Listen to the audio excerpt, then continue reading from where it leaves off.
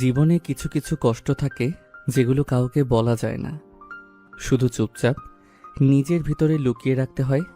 আমি হাসি, কথা বলি, সবার সাথে মিশে যাই, কিন্তু কেউ বোঝে না এই হাসির আড়ালে কতটা শূন্যতা লুকানো। কখনো কখনো খুব ইচ্ছে করে কেউ একজন জোর করে বলুক, কি হয়েছে তোমার, এত চুপচাপ কেন? কিন্তু বাস্তবতা হলো, এখানে কেউ কারো কষ্ট বুঝতে চায় না। সবাই শুধু নিজের মতো ব্যস্ত। আমি অনেক কিছু পেয়েছি জীবনে, আবার অনেক কিছু হারিয়েছিও, কিন্তু সবচেয়ে বেশি হারিয়েছি নিজের শান্তিটা। রাতের নীরবতায় যখন চারপাশ চুপ হয়ে যায়, তখন নিজের সাথে যুদ্ধটা সবচেয়ে বেশি হয়। কেউ দেখে না, কেউ জানে না, তবু প্রতিদিন নিজেকে সামলে নিয়ে আবার নতুন করে বাঁচার চেষ্টা করি। কারণ এই জীবনটা থেমে থাকে না, কষ্ট থাকলেও এগিয়ে যেতেই হয়, একা একাই, নিজের ছায়াকেও সঙ্গী করে। অফিসের এক কোণে ছোট্ট একটা ডেস্কে বসে এসব ভাবছিল আয়ান। সামনে ছড়িয়ে ছিটিয়ে থাকা ফাইলগুলো, পুরনো একটা কম্পিউটার আর চারপাশে মানুষের ব্যস্ত চলাফেরা, সবকিছুর মাঝেও যেন সে একা, নিজের ভাবনার জগতে হারিয়ে গেছে। সে এই অফিসের একজন সামান্য পিয়ন, যার কাজ ফাইল পৌঁছে দেওয়া, চা আনা আর সবার ছোটখাটো আদেশ পালন করা। হঠাৎই সেই নীরবতা ভেঙে উঠে একটা কড়া গলা। এই আয়ান, ম্যানেজার স্যার ডাকছে। কথাটা শুনেই আয়ন একটু চমকে উঠল, বাস্তবতায় ফিরে এলো। মাথা নিচু করে ধীর পায়ে উঠে দাঁড়ালো সে। তারপর ম্যানেজারের রুমের দিকে হাঁটা শুরু করলো, মনে মনে অজানা এক চাপা অনুভূতি নিয়ে, যেন এই ডাকার পেছনে কিছু একটা আছে। ম্যানেজারের রুমের সামনে গিয়ে কিছুক্ষণ থেমে থাকলো আয়ান। ভিতরে ঢোকার আগে যেন নিজেকে একটু গুছিয়ে নিতে চাইল, কারণ এই দরজার ওপাশে সবসময় থাকে চাপ, বকা আর অযথা আদেশের পাহাড়। ধীরে ধীরে দরজা নক করতে ভেতর থেকে ভেসে এলো কর্কশ একটা গলা। ভিতরে আসো। আয়ন মাথা নিচু করে রুমে ঢুকতে ম্যানেজারের চোখ তুলে তাকালো। তারপর বিরক্তি ভরা মুখে টেবিলের উপর থাকা একটা মোটা কাগজের লিস্ট তার দিকে ঠেলে দিয়ে বলল, এইসব ফাইলগুলো স্টোর রুম থেকে নিয়ে আসো, আর একটাও যেন মিস না হয়, বুঝেছো? কথাটা বলার ভঙ্গিটা এমন যেন আয়ন কোনো মানুষ না, শুধু একটা কাজের মেশিন। আয়ন চুপচাপ লিস্টটা হাতে নিল। একবার চোখ বোলাতেই তার ভুরু কুঁচকে গেল। এক গাদা ফাইলের নাম একটার পর একটা, যেন শেষই হচ্ছে না। সে মাথা নেড়ে আস্তে করে বলল, জি স্যার। তারপর আর কিছু না বলে রুম থেকে বের হয়ে গেল। বাইরে বের হয়েই একটা দীর্ঘ নিঃশ্বাস ফেলল আয়ান। মনে মনে ভাবল, এইসব কাজ না করলে আবার বকা শুনতে হবে, সবার সামনে অপমান হতে হবে। তাই কিছু বলার সুযোগ নেই, চুপচাপ সহ্য করাই তার কাজ। স্টোররুমের সামনে গিয়ে দরজা খুলতে ধুলো আর পুরনো কাগজের গন্ধ একসাথে নাকে এসে লাগলো। ভিতরে চারপাশে ফাইলের স্তূপ, এলোমেলো তাক আর অন্ধকার একটা পরিবেশ, যেন বছরের পর বছর কেউ ঠিক করে গুছায়নি। আয়ান ধীরে ধীরে ভেতরে ঢুকে পড়ল। হাতে থাকা লিস্টটা দেখে দেখে ফাইল খুঁজতে শুরু করলো। একটা একটা করে ফাইল নামাচ্ছে, ধুলো ঝাড়ছে, আবার মিলিয়ে নিচ্ছে ঠিক আছে কিনা। ভুল হলে আবার শুনতে হবে কথা। ঘাম ঝরছে, হাত ধুলোয় মাখামাখি হয়ে যাচ্ছে। তবু সে থামছে না, কারণ থামার সুযোগ নেই তার জীবনে। তার প্রতিটা কাজের পেছনে লুকিয়ে থাকে একটা ভয়, কোথাও ভুল হলেই বকা, অপমান আর সেই চেনা তাচ্ছিলের দৃষ্টি। তাই দাঁত চেপে নিজের ক্লান্তি আর বিরক্তি গিলে ফেলে। আইন একের পর এক ফাইল জোগাড় করতে লাগলো, যেন এই কাজটাই তার সব, এই ছোট্ট পরিচয়টাই তার পুরো পৃথিবী। স্টোররুমের ধুলো মাখা অন্ধকার থেকে একগাদা ফাইল বুকে জড়িয়ে ধীরে ধীরে বের হয়ে এলো আয়ান। প্রতিটা ফাইল যেন তার কাঁধের উপর চাপ হয়ে বসেছে, তবু সে থামেনি, থামার সুযোগ নেই তার। ধীর পায়ে হাঁটতে হাঁটতে আবার সেই ম্যানেজারের রুমের সামনে এসে দাঁড়ালো সে। একটু দম নিল, তারপর দরজায় নক করে ভেতরে ঢুকলো। টেবিলের উপর একে একে সব ফাইলগুলো রেখে মাথা নিচু করে দাঁড়িয়ে রইল আয়ান, যেন কোনো ভুল খুঁজে বের করার অপেক্ষায় আছে সামনে বসে থাকা মানুষটা। ম্যানেজার ফাইলগুলোতে একবার চোখ বুলিয়ে ঠোঁট বাঁকিয়ে বলল, ঠিক আছে। তারপর হঠাৎই কাগজ থেকে চোখ না সরিয়ে আরেকটা আদেশ ছুড়ে দিল। আমার জন্য একটা কফি নিয়ে আসো। কথাটা এমন স্বাভাবিক ভঙ্গিতে বলল যেন এটা কোনো অনুরোধ না, বরং একটা অভ্যাস, একটা নিয়ম। আয়ন আছে মানেই এসব কাজ সে করবেই। আয়ন এক মুহূর্তের জন্য মাথা তুলে তাকালো, তারপর আবার চোখ নামিয়ে আস্তে করে বলল। জি স্যার। তার গলায় ছিল না কোনো বিরক্তি, না ছিল কোনো প্রতিবাদ, শুধু অভ্যাস হয়ে যাওয়া, চুপচাপ মেনে নেওয়া। রুম থেকে বের হয়ে করিডর দিয়ে হাঁটতে লাগলো আয়ান। চারপাশে অফিসের লোকজনের ব্যস্ততা, কেউ ফাইল নিয়ে দৌড়াচ্ছে, কেউ ফোনে কথা বলছে। সবকিছুর মাঝেও যেন আলাদা একটা ছায়া। ক্যান্টিনের দিকে যেতে যেতে নিজের হাতের দিকে তাকালো। ধুলো এখনো লেগে আছে, আঙ্গুলের ফাঁকে ফাঁকে ক্লান্তি জমে আছে, তবু সেই হাত দিয়েই তাকে এখন কফি বানাতে হবে। কিছু না বলে, কোনো অভিযোগ না করে চুপচাপ নিজের কাজের দিকে এগিয়ে গেল আয়ান। কারণ সে জানে এই পৃথিবীতে তার অনুভূতি কোনো দাম নেই, এখানে শুধু কাজটাই গুরুত্বপূর্ণ। ক্যান্টিনের সামনে এসে ধীরে ধীরে থামলো আয়ান। চারপাশে লোকজনের আনাগোনা, কেউ চা খাচ্ছে, কেউ গল্পে ব্যস্ত, কিন্তু তার জন্য এই জায়গাটাও যেন শুধু কাজের একটা অংশ, বিশ্রামের না। কফি কাপ বানানোর সময় হঠাৎই পাশ থেকে একটা পরিচিত কণ্ঠ ভেসে এলো। আরে আয়ান ভাই, আপনি সারাদিন এত কাজ করেন, একটু ক্লান্ত হন না নাকি? কথাটাই হালকা হাসির ছোঁয়া ছিল, কিন্তু ভেতরে কোথাও একটা সত্যিকারের কৌতূহল ছিল। আইনি একটু থেমে গেল, হাতের কাপে চামচ নেড়ে যেতে কয়েক সেকেন্ড চুপ করে থাকলো, যেন প্রশ্নটার উত্তর খুঁজছে নিচের ভেতরেই। তারপর ধীরে ধীরে মাথা তুলে এক চিলতে মিলান হাসি দিয়ে বলল। ক্লান্ত হয়ে কি লাভ ভাই? ক্লান্তি দেখানোর মতো কেউ তো নাই। একটু থামলো সে, তারপর আবার নিচু গলায় যোগ করলো। কাজ না করলে খাবো কি? এই পেট তো আর কারো দয়া দেখে না। কথাগুলো বলার সময় তার চোখে না ছিল অভিযোগ, না ছিল কষ্টের প্রকাশ, কিন্তু তবুও যেন কথার ফাঁকে ফাঁকে লুকিয়েছিল হাজারটা না বলা গল্প। স্টাফটা কিছুক্ষণ চুপ করে রইল, কি বলবে বুঝে উঠতে পারল না, শুধু তাকিয়ে থাকলো আয়ানের দিকে। আর আয়ান আবার আগের মতোই চুপচাপ কফির কাপটা হাতে নিয়ে সামনে এগিয়ে গেল, যেন এই কথোপকথনটা তার জীবনের কোনো অংশই না, সবকিছুই তার কাছে অভ্যাস হয়ে গেছে। কফির কাপটা হাতে নিয়ে ধীরে ধীরে আবার ম্যানেজারের রুমের দিকে এগিয়ে গেল আয়ান। তার হাঁটার ভঙ্গিতে ছিল এক ধরনের নীরব ক্লান্তি, কিন্তু মুখে সেই চেনা নির্লিপ্ত ভাব, যেন কিছুই তাকে ছুঁতে পারে না। দরজা হালকা নক করে ভিতরে ঢুকতেই ম্যানেজার বিরক্ত মুখে তাকালো। আয়ান কিছু না বলে চুপচাপ কফির কাপটা টেবিলের এক পাশে রেখে দিল। ঠিক তখনই অফিসের বাইরে হঠাৎ একটা অস্বাভাবিক নড়াচড়া শুরু হলো। করিডর জুড়ে ফিসফাস, কেউ সোজা হয়ে দাঁড়িয়ে যাচ্ছে, কেউ দ্রুত নিজের কাজের ভান করছে। পরিবেশটা এক মুহূর্তে বদলে গেল। ম্যানেজার চেয়ার থেকে উঠে দাঁড়িয়ে জানালার দিকে তাকিয়ে বলল। স্যার আসছে মনে হয়। কয়েক সেকেন্ডের মধ্যে দরজার সামনে এসে দাঁড়ালো অফিসের মালিক। তার সাথে ছিল একটা মেয়ে, আত্মবিশ্বাসে ভরা, চোখে মুখে স্পষ্ট অহংকার, যেন এই জায়গাটা তার জন্য খুবই ছোট। মেয়েটার নাম ইরা, মালিকের একমাত্র মেয়ে। তার হাঁটার ভঙ্গি, চোখের দৃষ্টি, সব কিছুতেই একটা রাগী, ঠান্ডা আর অহংকারী ভাব স্পষ্ট, যেন সে কাউকেই তেমন গুরুত্ব দেয় না। মালিক ভেতরে ঢুকতেই সবাই একে একে দাঁড়িয়ে গেল। চারপাশে সম্মানের একটা চাপা পরিবেশ তৈরি হলো। ম্যানেজার তাড়াতাড়ি এগিয়ে গিয়ে সালাম দিল। আসসালামু আলাইকুম স্যার। এরপর এক একে অফিসের সবাই সালাম দিতে লাগলো। আয়নও চুপচাপ সবার পেছনে দাঁড়িয়ে মাথা নিচু করে সালাম দিল, যেন সে এই ভিড়ের মধ্যেও আলাদা করে দেখা না যায়। মালিক চারপাশে একবার তাকিয়ে শান্ত গলায় বলল। এই হচ্ছে আমার মেয়ে ইরা। আজ থেকে ও মাঝে মাঝে অফিসে আসবে, কাজগুলো শিখবে। কথাটা বলার সাথে সাথে সবাই সম্মান দেখিয়ে মাথা নেড়ে অভিবাদন জানালো।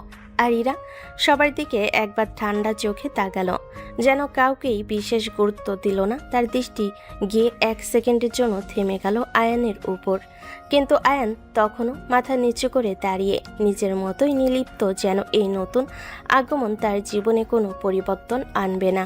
কিন্তু ভাগ্য ঠিকই চুপচাপ নিজের খেলা শুরু করে দিয়েছে, যার শুরুটা কেউই এখনো বুঝতে পারেনি।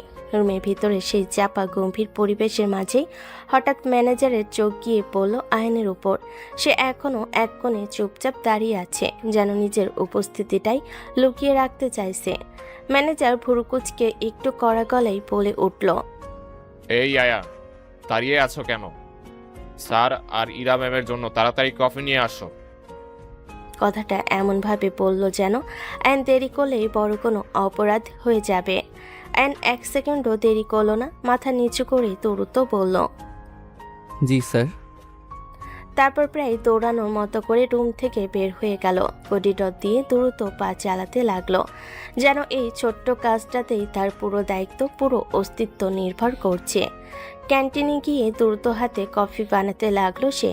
চামচের টুংটাং শব্দ, গরম পানি ধোয়া, সব কিছুর মাঝেও তার মনটা অদ্ভুতভাবে শান্ত। আবারও ক্লান্ত।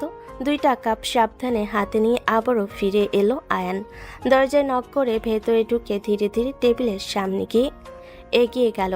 প্রথমে মালিকের সামনে কাপটা রাখলো, তারপর ইরার সামনে। সবকিছু এতটাই নিখুঁতভাবে করার চেষ্টা যেন কোনো ভুল না হয়।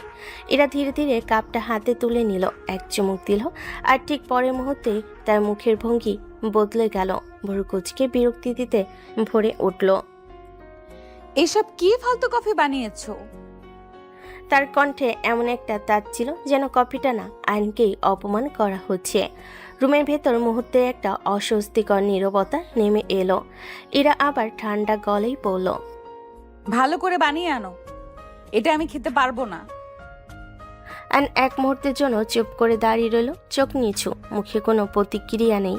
রাগ না, অপমানের প্রকাশ, যেন এইসব কথা তার জন্য নতুন কিছু না। তারপর আস্তে করে বলল, জি ম্যাম। কাপটা তুলে নিয়ে আবার ঘুরে দাঁড়ালো সে। ধীরে ধীরে রুম থেকে বের হয়ে গেল। তার পায়ের শব্দ করিডোরে মিলিয়ে যেতে লাগলো, আর তার সাথে মিলিয়ে গেল তার নীরব সহ্য করার অভ্যাসটা, যেটা প্রতিদিন একটু একটু করে তাকে আরো নিঃশব্দ, আরো গভীর করে তুলছে। রুম থেকে বের হয়ে করিডোরে ধীরে ধীরে হাঁটতে লাগলো আয়ান। হাতে ধরা কফির কাপটা তখনও গরম, কিন্তু তার ভেতরের অনুভূতিগুলো যেন অনেক আগে ঠান্ডা হয়ে গেছে। ইরার বলা কথাগুলো কানে বাজছে, ফালতু, ভালো করে বানিয়ে আনো, এগুলো তার জন্য নতুন কিছু না। তবু প্রতিটা শব্দ কোথাও না কোথাও গিয়ে লাগে, যদিও সে সেটা প্রকাশ করে না। ক্যান্টিনের দিকে এগোতেই হঠাৎ তার পকেটের ভিতর ফোনটা হঠাৎ কেঁপে উঠল। একটা মেসেজ এসেছে। আয়ন থেমে গেল, চারপাশে একবার তাকিয়ে নিশ্চিত হলো কেউ খেয়াল করছে না। তারপর ধীরে ধীরে ফোনটা বের করলো। স্ক্রিনে ভেসে উঠল একটা ছোট্ট মেসেজ। সতর্ক থাকুক, আজকে কিছু একটা হতে পারে। মেসেজটা পড়তেই তার চোখের দৃষ্টি এক মুহূর্তে বদলে গেল। যে চোখ এতক্ষণ নিস্তেজ ছিল, সেখানে হঠাৎ করে একটা তীক্ষ্ণতা ফুটে উঠল। ঠিক তখনই ফোনটা আবার বেজে উঠল। স্ক্রিনে ভেসে উঠল গার্ড কলিং। আইন এক সেকেন্ড দেরি না করে কলটা রিসিভ করলো, গলা নিচু, শান্ত কিন্তু দৃঢ়। বলো। বস, আজকে খবর এসেছে আপনাদের মালিকের উপর হামলা হতে পারে। লোকজন মুভ করছে ইতিমধ্যে। এক মুহূর্তের জন্য চারপাশের সব শব্দ যেন থেমে গেল। আইন কিছুক্ষণ চুপ করে রইল। তার চোখে তখন আর আগে সেই সাধারণ পিয়নের ছাপ নেই, বরং এক অদ্ভুত ঠান্ডা হিসাবি দৃষ্টি। তারপর খুব শান্ত কিন্তু কঠিন গলায় বলল, ব্যবস্থা করো যেন এদের কোনো ক্ষতি না হয়। কথাগুলো ছিল সংক্ষিপ্ত, কিন্তু এর ভেতরে লুকিয়ে ছিল একটা অদৃশ্য ক্ষমতা, একটা অদেখা নিয়ন্ত্রণ। ওপাশ থেকে সাথে সাথেই উত্তর এলো। এই আয়ান। কলটা কেটে গেল। আয়ন আবার কিছুক্ষণ স্থির দাঁড়িয়ে রইল, তারপর ধীরে ধীরে ফোনটা পকেটে ঢুকিয়ে নিল।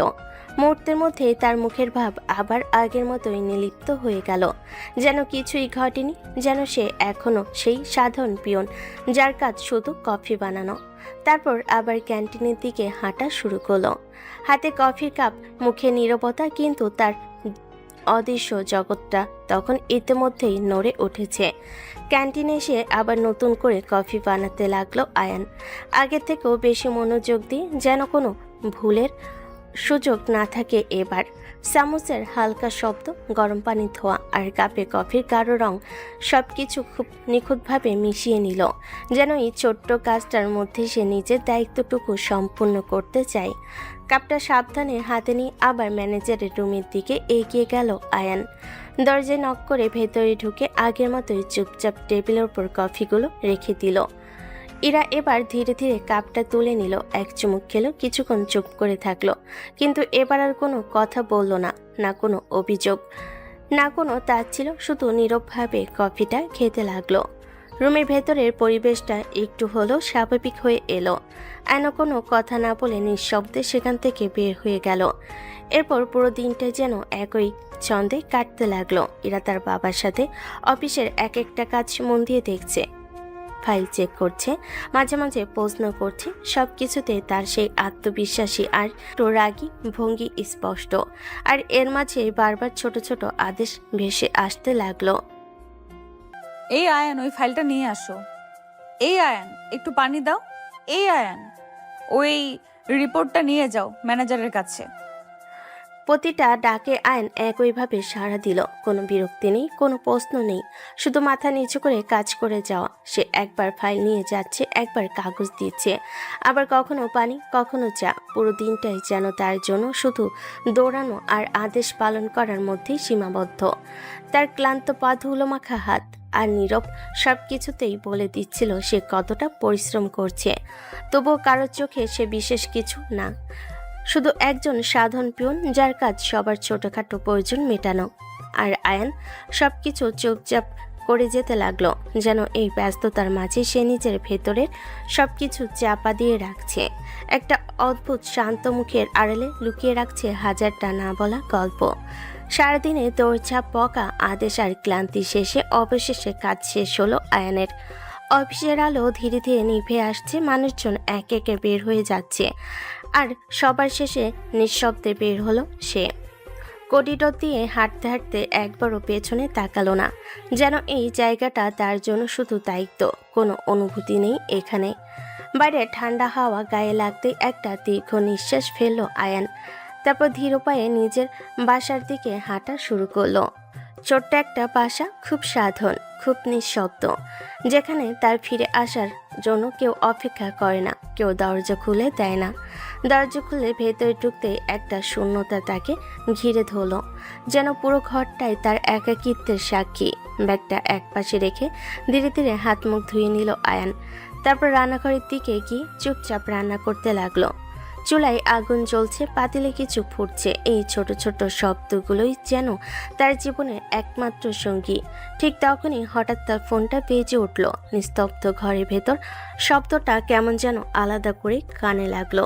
অ্যান হাত মুছে ফোনটা তুলে নিল। স্ক্রিনে ভেসে উঠল মা। এক মুহূর্তের জন্য তার চোখে এক অদ্ভুত নরমতা ফুটে উঠল। তারপর কলটা রিসিভ করলো। হ্যালো মা।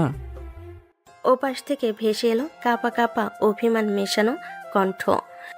বাবা, তুই বাড়িতে আসিস না কেন রে? তোর জন্য মনটা কেমন করে জানিস? একটু থেমে আবার বলল, কতদিন এভাবে দূরে থাকবি? এইভাবে কি থাকা যায়? তার কণ্ঠে ছিল অভিযোগ, ভালোবাসা আর না বলা কষ্টের মিশ্রণ। তারপর আরও নরম কিন্তু গভীর একটা কথা বলল, রাজপ্রাসাদ ছেড়ে কুড়ে ঘরে কি সুখ পাস বলতো? কথাটা শুনে আইন কয়েক সেকেন্ড চুপ করে রইল। তার চোখের দৃষ্টি ধীরে ধীরে গভীর হয়ে উঠল, যেন এই একটা প্রশ্নই তার ভিতরে সব কিছু নাড়িয়ে দিল। চুলার আগুন তখনও জ্বলছে, কিন্তু আয়ন যেন অন্য কোথাও হারিয়ে গেছে, একটা প্রশ্নের ভেতরে, একটা অতীতের ভেতরে, যেটা সে চাইলেও এড়িয়ে যেতে পারে না। মায়ের কথাগুলো শোনার পর কিছুক্ষণ একদম চুপ হয়ে রইল আয়ান, যেন শব্দ খুঁজে পাচ্ছে না, কিংবা খুঁজেও বলতে চাইছে না। চোখটা একটু নিচুর দিকে নামিয়ে নিল সে, ঠোঁট নাড়ালো ধীরে ধীরে। আসবো মা, কাজ শেষ হলেই আসবো। তার গলায় ছিল শান্ত একটা ভরসা, কিন্তু কোথাও যেন লুকিয়েছিল অদৃশ্য এক দূরত্ব। ওপাশ থেকে আবারও মায়ের কণ্ঠ ভেসে এলো, এবার একটু বেশি ভাঙ্গা। তোর বাবা কি একা সব সামলাতে পারে বাবা? সব কিছু তো আর তোর বাবার পক্ষে সম্ভব না। তুই না থাকলে ঘরটা কেমন ফাঁকা লাগে জানিস? কথাগুলো যেন সরাসরি গিয়ে লাগলো আয়নের বুকের ভেতর। তবু সে নিজেকে সামলে নিল, নিজের কণ্ঠটাকে স্বাভাবিক রাখার চেষ্টা করলো।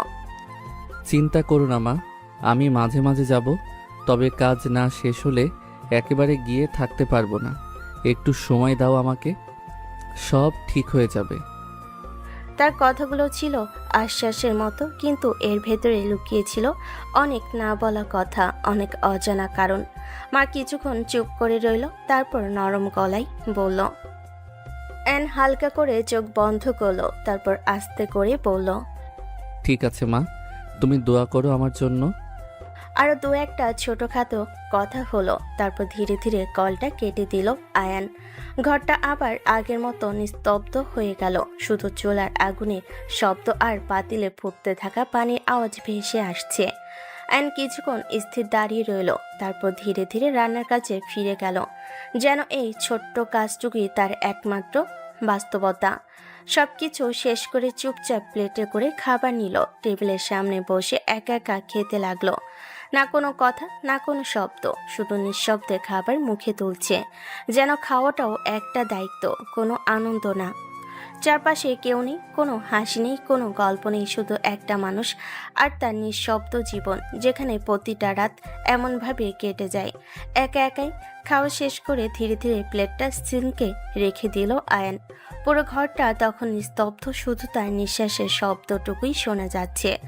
এক গ্লাস পানি খেয়ে ধীরে ধীরে নিজের রুমের দিকে এগিয়ে গেল সে। দরজা খুলে ভেতরে ঢুকতে সেই চেনা নীরবতা আবার তাকে ঘিরে ধরল। বিছানার পাশে গিয়ে বসতেই মনে হলো শরীরটা যেন আর চলতে চায় না। সারাদিনের ক্লান্তি, মানসিক চাপ সব মিলিয়ে সে একদম নিঃশেষ হয়ে গেছে। ঠিক তখনই হঠাৎ ফোনটা আবার বেজে উঠল। নিস্তব্ধ ঘরের ভেতর শব্দটা কেমন যেন কাঁপন তুলে দিল। অ্যান ধীরে ধীরে ফোনটা হাতে তুলে নিল। স্ক্রিনে ভেসে উঠল গার্ড কলিং। তার চোখের দৃষ্টি এক মুহূর্তে বদলে গেল। ক্লান্ত সেই মানুষটা যেন কোথাও হারিয়ে গিয়ে জায়গা করে নিল এক অচেনা কঠিন কেউ। কলটা রিসিভ করতেই ওপাশ থেকে দ্রুত কণ্ঠ। জি বস। বস, যারা আপনার অফিসের বসকে অ্যাটাক করতে চেয়েছিল তাদের ধরে এনেছি, আপনি আসুন। এক মুহূর্তের জন্য পুরো ঘরটা যেন থেমে গেল। আয়ন চোখ বন্ধ করলো, তারপর ধীরে ধীরে খুলল। সেই চোখে আর কোনো ক্লান্তি নেই, নেই কোনো নরমতা, শুধু ঠান্ডা ভয়ঙ্কর স্থিরতা। তার ঠোঁট নড়ল ধীরে। আসছি। একটা শব্দ, কিন্তু এর ভেতরে লুকিয়েছিল আদেশ, সিদ্ধান্ত আর নিয়ন্ত্রণ। কলটা কেটে দিতেই আয়ন উঠে দাঁড়ালো, আলমারির দিকে এগিয়ে গেল ধীরে ধীরে। একটা সাধারণ পিয়নের শার্ট খুলে ফেলল, আর তার জায়গায় পড়ল সম্পূর্ণ ভিন্ন এক রূপ। কালো পোশাক, গম্ভীর উপস্থিতি, আর চোখে সেই অচেনা আগুন। মুহূর্তের মধ্যেই বদলে গেল সবকিছু। এই সেই আয়ন না, যে সারাদিন অপমান সহ্য করে চুপচাপ কাজ করে। এটা সেই মানুষ যার এক কথাই জীবন মৃত্যুর হিসাব বদলে যায়। দরজা খুলে বাইরে বের হয়ে গেল সে। রাতের অন্ধকারে মিলিয়ে যেতে লাগলো তার ছায়া। সে চলে যাচ্ছে তার সেই অদৃশ্য জগতে, যেখানে কেউ তাকে আয়ান বলে না, যেখানে তার একটাই নাম এসি, যার নাম শুনলেই পুরো শহর কেঁপে ওঠে, যার ছায়াও মানুষ এড়িয়ে চলে, আর যার রাজত্ব চলে অন্ধকারে প্রতিটা কোণে, নিঃশব্দে কিন্তু ভয়ঙ্করভাবে। রাতের অন্ধকারে বাড়ি দরজা পেরিয়ে বাইরে বের হতেই চারপাশটা যেন অন্যরকম লাগলো। নিস্তব্ধ রাস্তা, দূরে হালকা আলো, আর তার মাঝখানে দাঁড়িয়ে থাকা একটা কালো গাড়ি যেন অপেক্ষা করছিল শুধু তার জন্যই। অ্যান ধীরে ধীরে গাড়ির দিকে এগিয়ে গেল। তার হাঁটার ভঙ্গিতে আর সেই ক্লান্তি নেই, বরং আছে এক ধরনের ভয়ঙ্কর স্থিরতা। গাড়ির কাছে পৌঁছাতে ড্রাইভার দ্রুত নেমে এসে মাথা নিচু করে সালাম দিল। আসসালামু আলাইকুম বস। তারপর সম্মান দেখিয়ে দরজাটা খুলে দিল। আয়ন কোনো উত্তর দিল না, শুধু একবার তাকালো, তারপর চুপচাপ গাড়ি ভেতরে বসে পড়ল। দরজা বন্ধ হতেই গাড়ি ধীরে ধীরে চলতে শুরু করলো। শহরের আলো পেছনে পড়ে থাকতে লাগলো, আর সামনে এগোতে লাগলো এক অজানা অন্ধকারের দিকে। গাড়ির ভেতরে পুরোটা সময় আয়ন চুপচাপ বসে রইল, চোখের দৃষ্টি জানালার বাইরে। কিন্তু তার চিন্তাগুলো অনেক গভীরে, যেখানে কোনো দয়া নেই, কোনো দুর্বলতা নেই। কিছুক্ষণ পর গাড়িটা এসে থামলো একটা নির্জন জায়গায়। বাইরে থেকে সাধারণ মনে হলো, ভেতরে লুকিয়ে আছে এক ভয়ঙ্কর বাস্তবতা। গাড়ি থেকে নামতেই চারপাশে দাঁড়িয়ে থাকা লোকজন একসাথে মাথা নিচু করে সালাম দিল। আসসালামু আলাইকুম স্যার। আয়ন ধীরে ধীরে সামনে এগিয়ে গেল। তার উপস্থিতিতেও চারপাশে একটা চাপা ভয় ছড়িয়ে পড়ল। একটা রুমে দরজা খুলে দেওয়া হলো। ভিতরে কয়েকজন লোক বাধা অবস্থায় বসে আছে, মুখে আতঙ্ক স্পষ্ট। আয়ন ভিতরে ঢুকতেই তারা কেঁপে উঠল, যেন সামনে দাঁড়িয়ে থাকা মানুষটা তাদের শেষ পরিণতি। আয়ন কিছুক্ষণ চুপ করে তাদের দিকে তাকিয়ে রইল। সেই দৃষ্টি এতটাই ঠান্ডা যেন তাদের অস্তিত্বটাই তার কাছে কিছু না। তারপর ধীরে ধীরে এগিয়ে গিয়ে একজনের সামনে দাঁড়ালো। কোনো কথা না বলে হঠাৎই একটা জোরালো খুশি মারল। লোকটা মাটিতে পড়ে গেল। আয়নের গলা ঠান্ডা কিন্তু ভয়ঙ্কর। কেন ওনাদের উপর হামলা করতে চেয়েছিলি কেন বল? লোকগুলো কাঁপতে লাগলো, বাঁচার জন্য মরিয়া হয়ে উঠল। বস, আমাদের ছেড়ে দিন, আমরা ভুল করেছি। কিন্তু আয়ান থামলো না, আবার আঘাত করতে লাগলো। যেন উত্তর না পাওয়া পর্যন্ত থামার ইচ্ছেটাই নেই তার।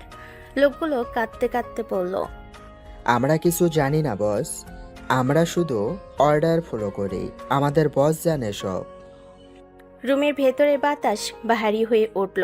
ভয়, আতঙ্ক আর নিঃশব্দ চিৎকারে ভরে গেল চারপাশ। আইন থেমে গেল এক মুহূর্তের জন্য। তার চোখে তখন চিন্তার ছায়া, কিন্তু সেই সাথে আরও ভয়ঙ্কর কিছু। কারণ সে জানে এই খেলাটা এখানে শেষ না, এর পেছনে আছে বড় কেউ, আরও বড় রহস্য। আর আয়ান সে থামার মানুষ না। লোকগুলোর কাঁপতে থাকা গলা, অসহায় চোখ, সব কিছু মিলে রুমের ভেতরে পরিবেশটা হয়ে উঠছিল ভয়ঙ্কর ভারী। কিন্তু আয়নের চোখে কোনো দয়া ছিল না, বরং তাদের কথাগুলো যেন তার রাগকে আরও বাড়িয়ে দিচ্ছিল। হঠাৎ করে সে দাঁত চেপে সামনে এগিয়ে গেল, একজনকে ধরে এমন জোরে আঘাত করলো যে লোকটা মাটিতে লুটিয়ে পড়ল। আরেকজন পালানোর চেষ্টা করতে তাকে টেনে এনে নির্মমভাবে মারতে লাগলো। ঘুষি, লাথি, একটার পর একটা আঘাতে লোকগুলো চিৎকার করতে লাগলো। তাদের সেই চিৎকার দেওয়ালে ভেতর আটকে গিয়ে আরও ভয়ঙ্কর হয়ে উঠছিল। আয়ান থামছিল না, যেন তার ভিতরে জমে থাকা সব রাগ, সব অজানা ক্ষোভ এই মানুষগুলোর উপর ঝরে পড়ছে। একসময় এমন অবস্থা হলো তাদের, হাত পা ভেঙে একেবারে অসহায় করে ফেললো সে। কেউ আর ঠিকভাবে নড়তেও পারছে না। তারপর ধীরে ধীরে থামলো আয়ান। ভারী শ্বাস নিচ্ছে, কিন্তু চোখ এখনো ঠান্ডা স্থির। কয়েক সেকেন্ড চুপ করে থেকে সে পাশে দাঁড়িয়ে থাকা লোকেদের দিকে তাকালো। তার গলা আবার সেই আগের মতোই শান্ত, কিন্তু ভয়ঙ্কর কৃতিত্বে ভরা। ওদের হাসপাতালে ভর্তি করে দিয়ে আসো। কথাটা শুনে সবাই একসাথে মাথা নিচু করে বলল। জি বস।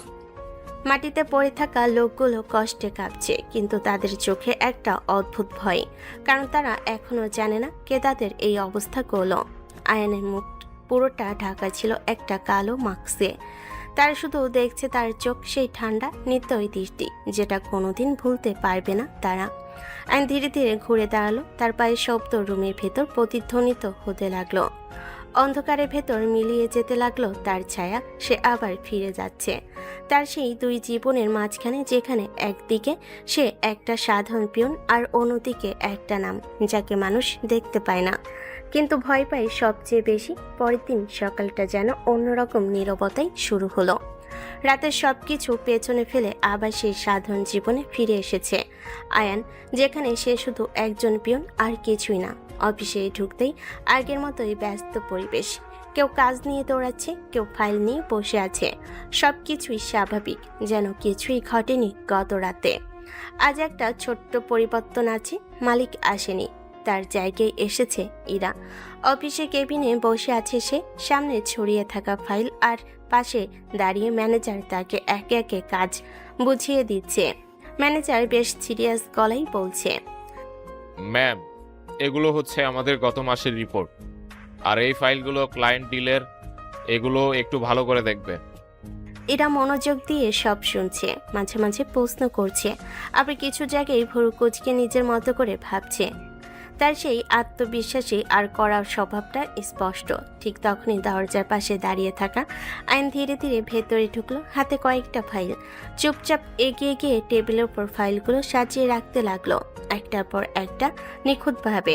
তার চোখ নিচু, মুখে কোনো অভিব্যক্তি নেই, যেন সে এই দৃশ্যের অংশ না, শুধু একটা ছায়া। ম্যানেজার ফাইলগুলো দেখে বলল, হ্যাঁ, এগুলো ম্যামকে দাও, এগুলো খুব ইম্পর্টেন্ট। আয়ান মাথা নাড়িয়ে ফাইলগুলো ইরার দিকে এগিয়ে দিল। ইরা একবার চোখ তুলে তাকালো তার দিকে।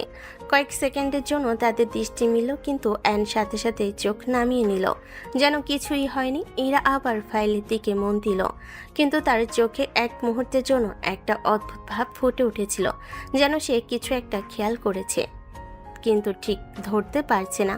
আর আয়ান আগের মতোই চুপচাপ দাঁড়িয়ে রইল নিজের কাজের অপেক্ষায়, তার ভেতরে পুরো সত্যটা লুকিয়ে রেখে সবার সামনে একটা সাধারণ মানুষের অভিনয় করে যাচ্ছে।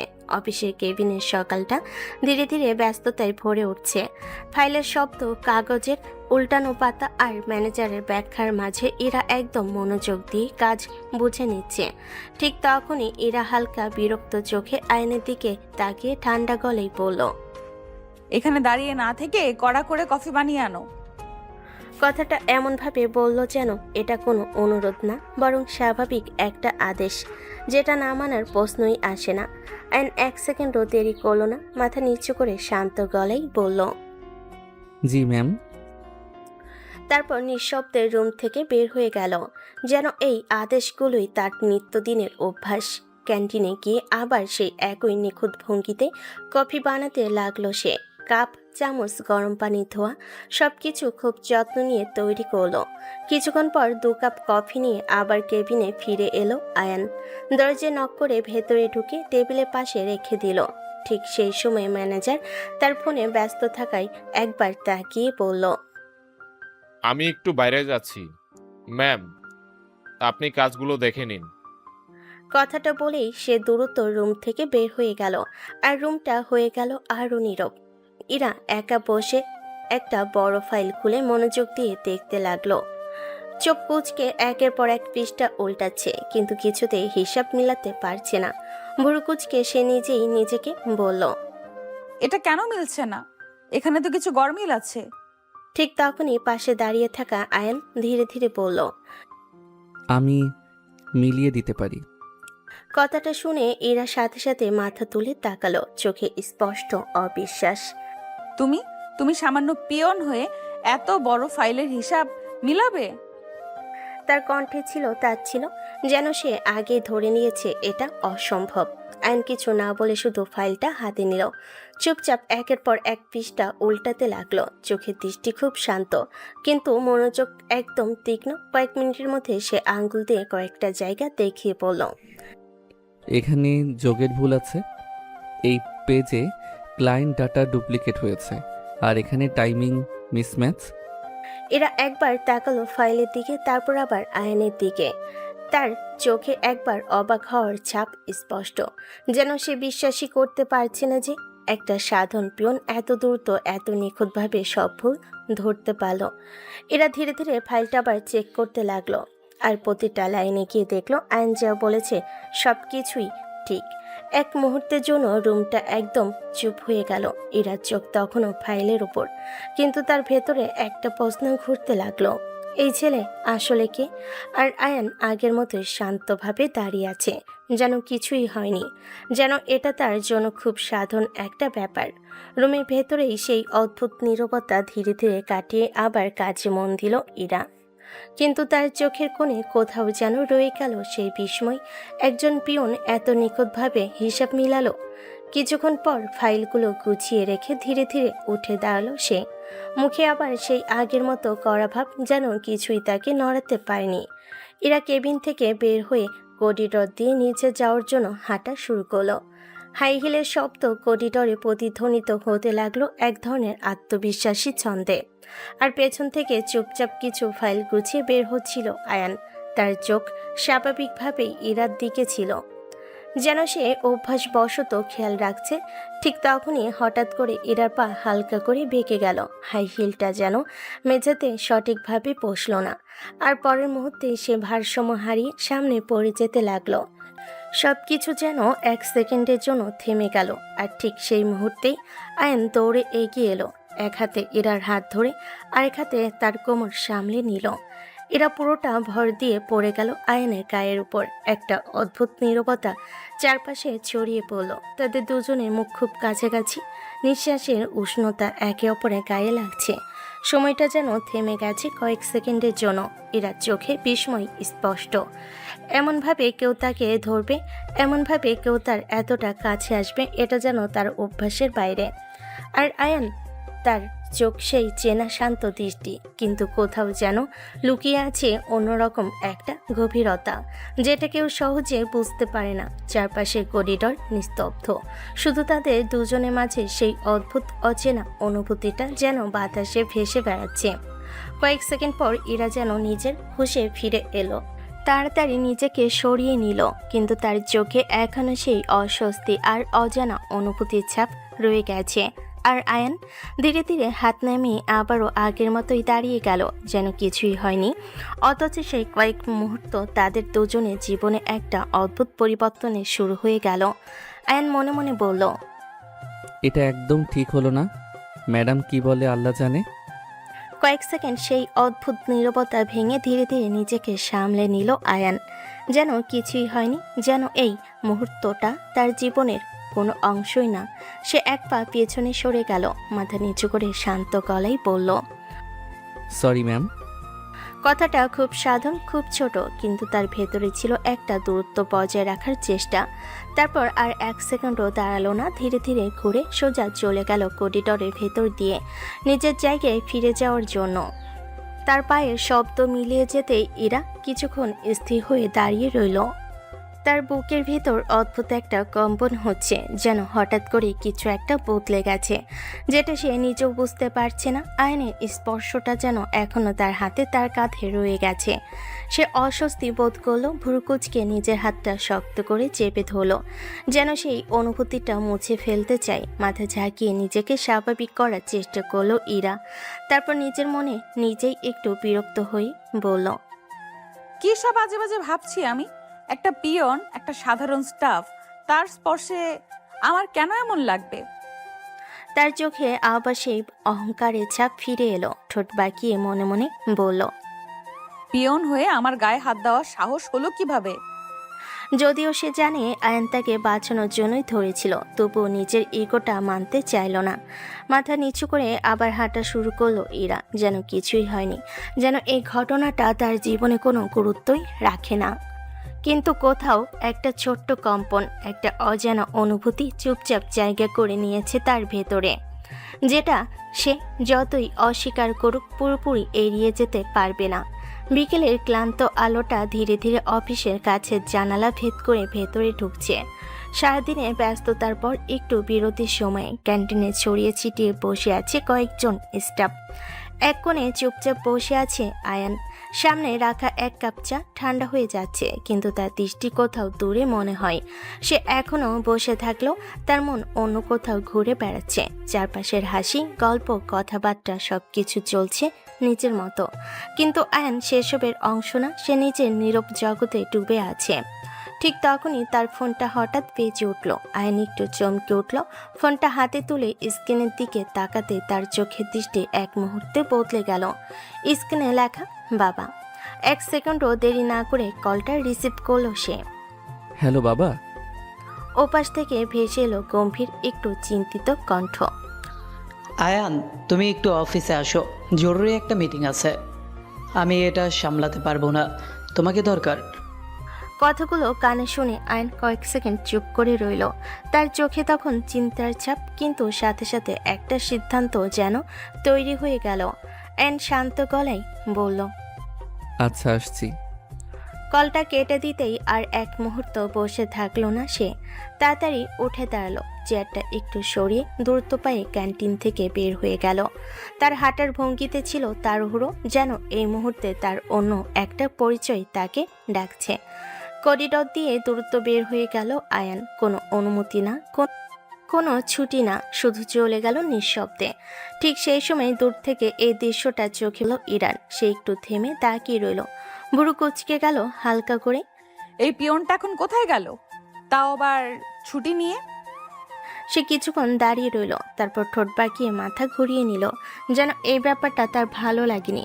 কিন্তু কোথাও একটা ছোট্ট কৌতূহল জন্ম নিল। এই ছেলেটা হঠাৎ এমন তাড়াহুড়ো করে কোথায় গেল, আর আয়ান সে ইতিমধ্যে বের হয়ে গেছে তার সেই অন্য জগতে ফিরে যাওয়ার জন্য, যেটা এই অফিসের কেউ কল্পনা করতে পারে না।